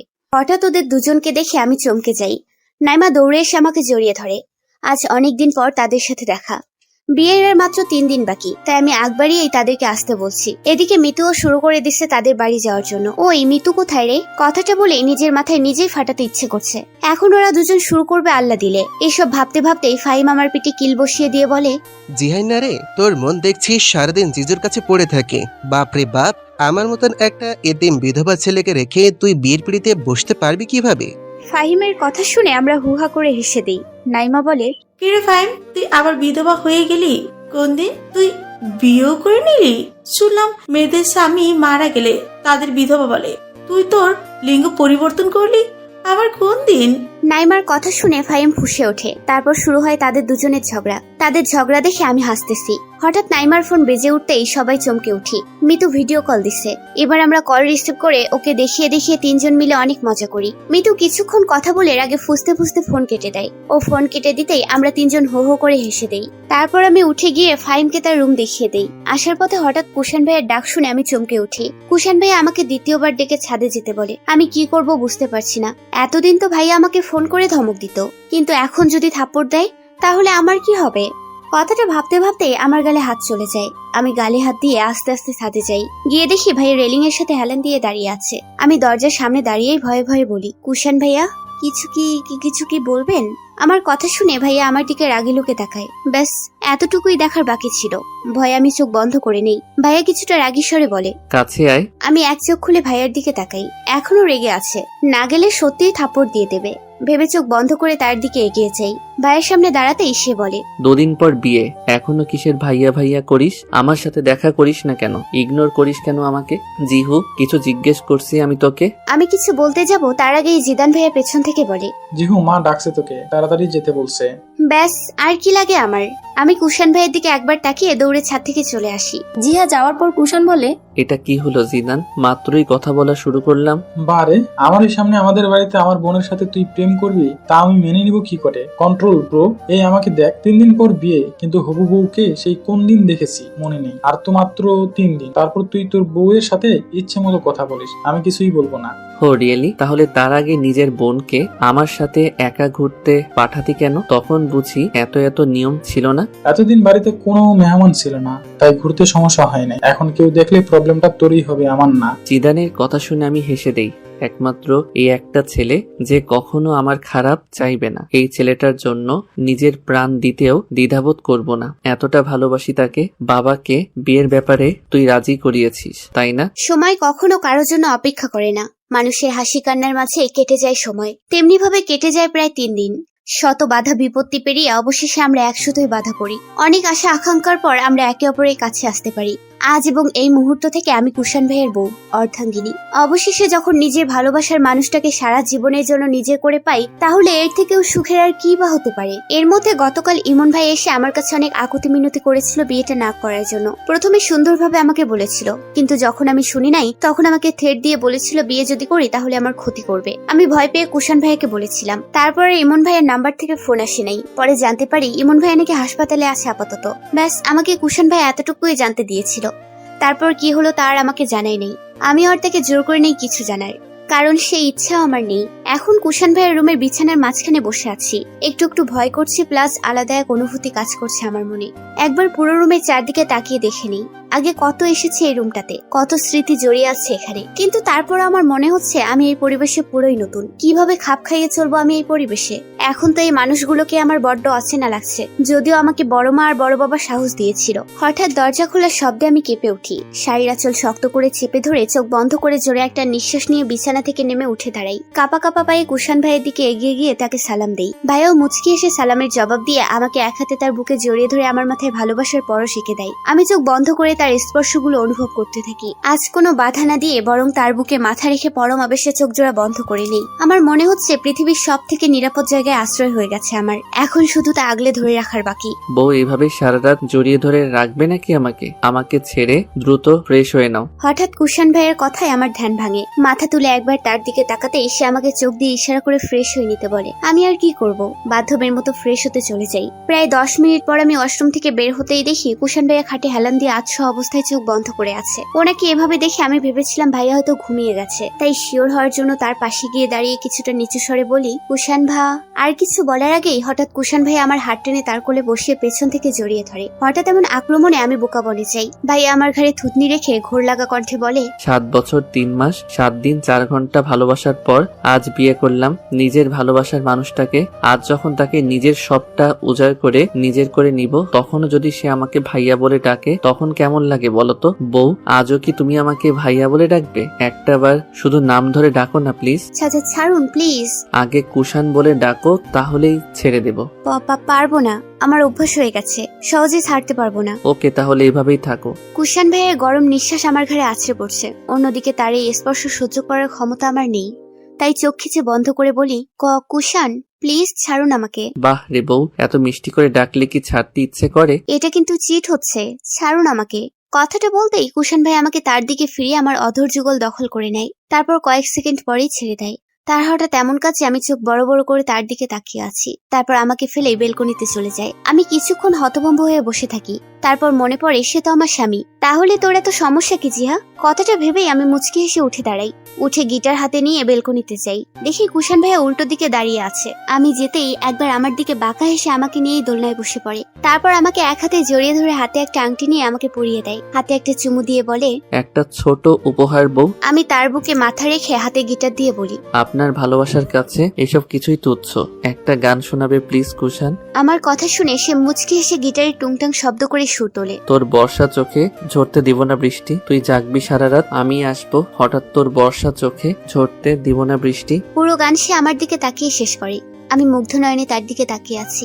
এত সুন্দর করে এত আবেগ ঢেলে দিয়ে কিভাবে এত সুন্দর গান গাইতে পারে কেউ? হঠাৎ সে আমার সামনে হাঁটু গেড়ে বসে পড়ে। আমার দুই হাত তার হাতের মুঠোয় নিয়ে বলে, তোকে অনেক ভালোবাসি বউ। আমার এই প্রতিটা অতলে শুধু তোর স্পর্শে ভরিয়ে দিতে চাই। আমার একমাত্র অতল স্পর্শী যে শুধু তুই। তোকে ছাড়া আর কাকে এই অধিকার দিব?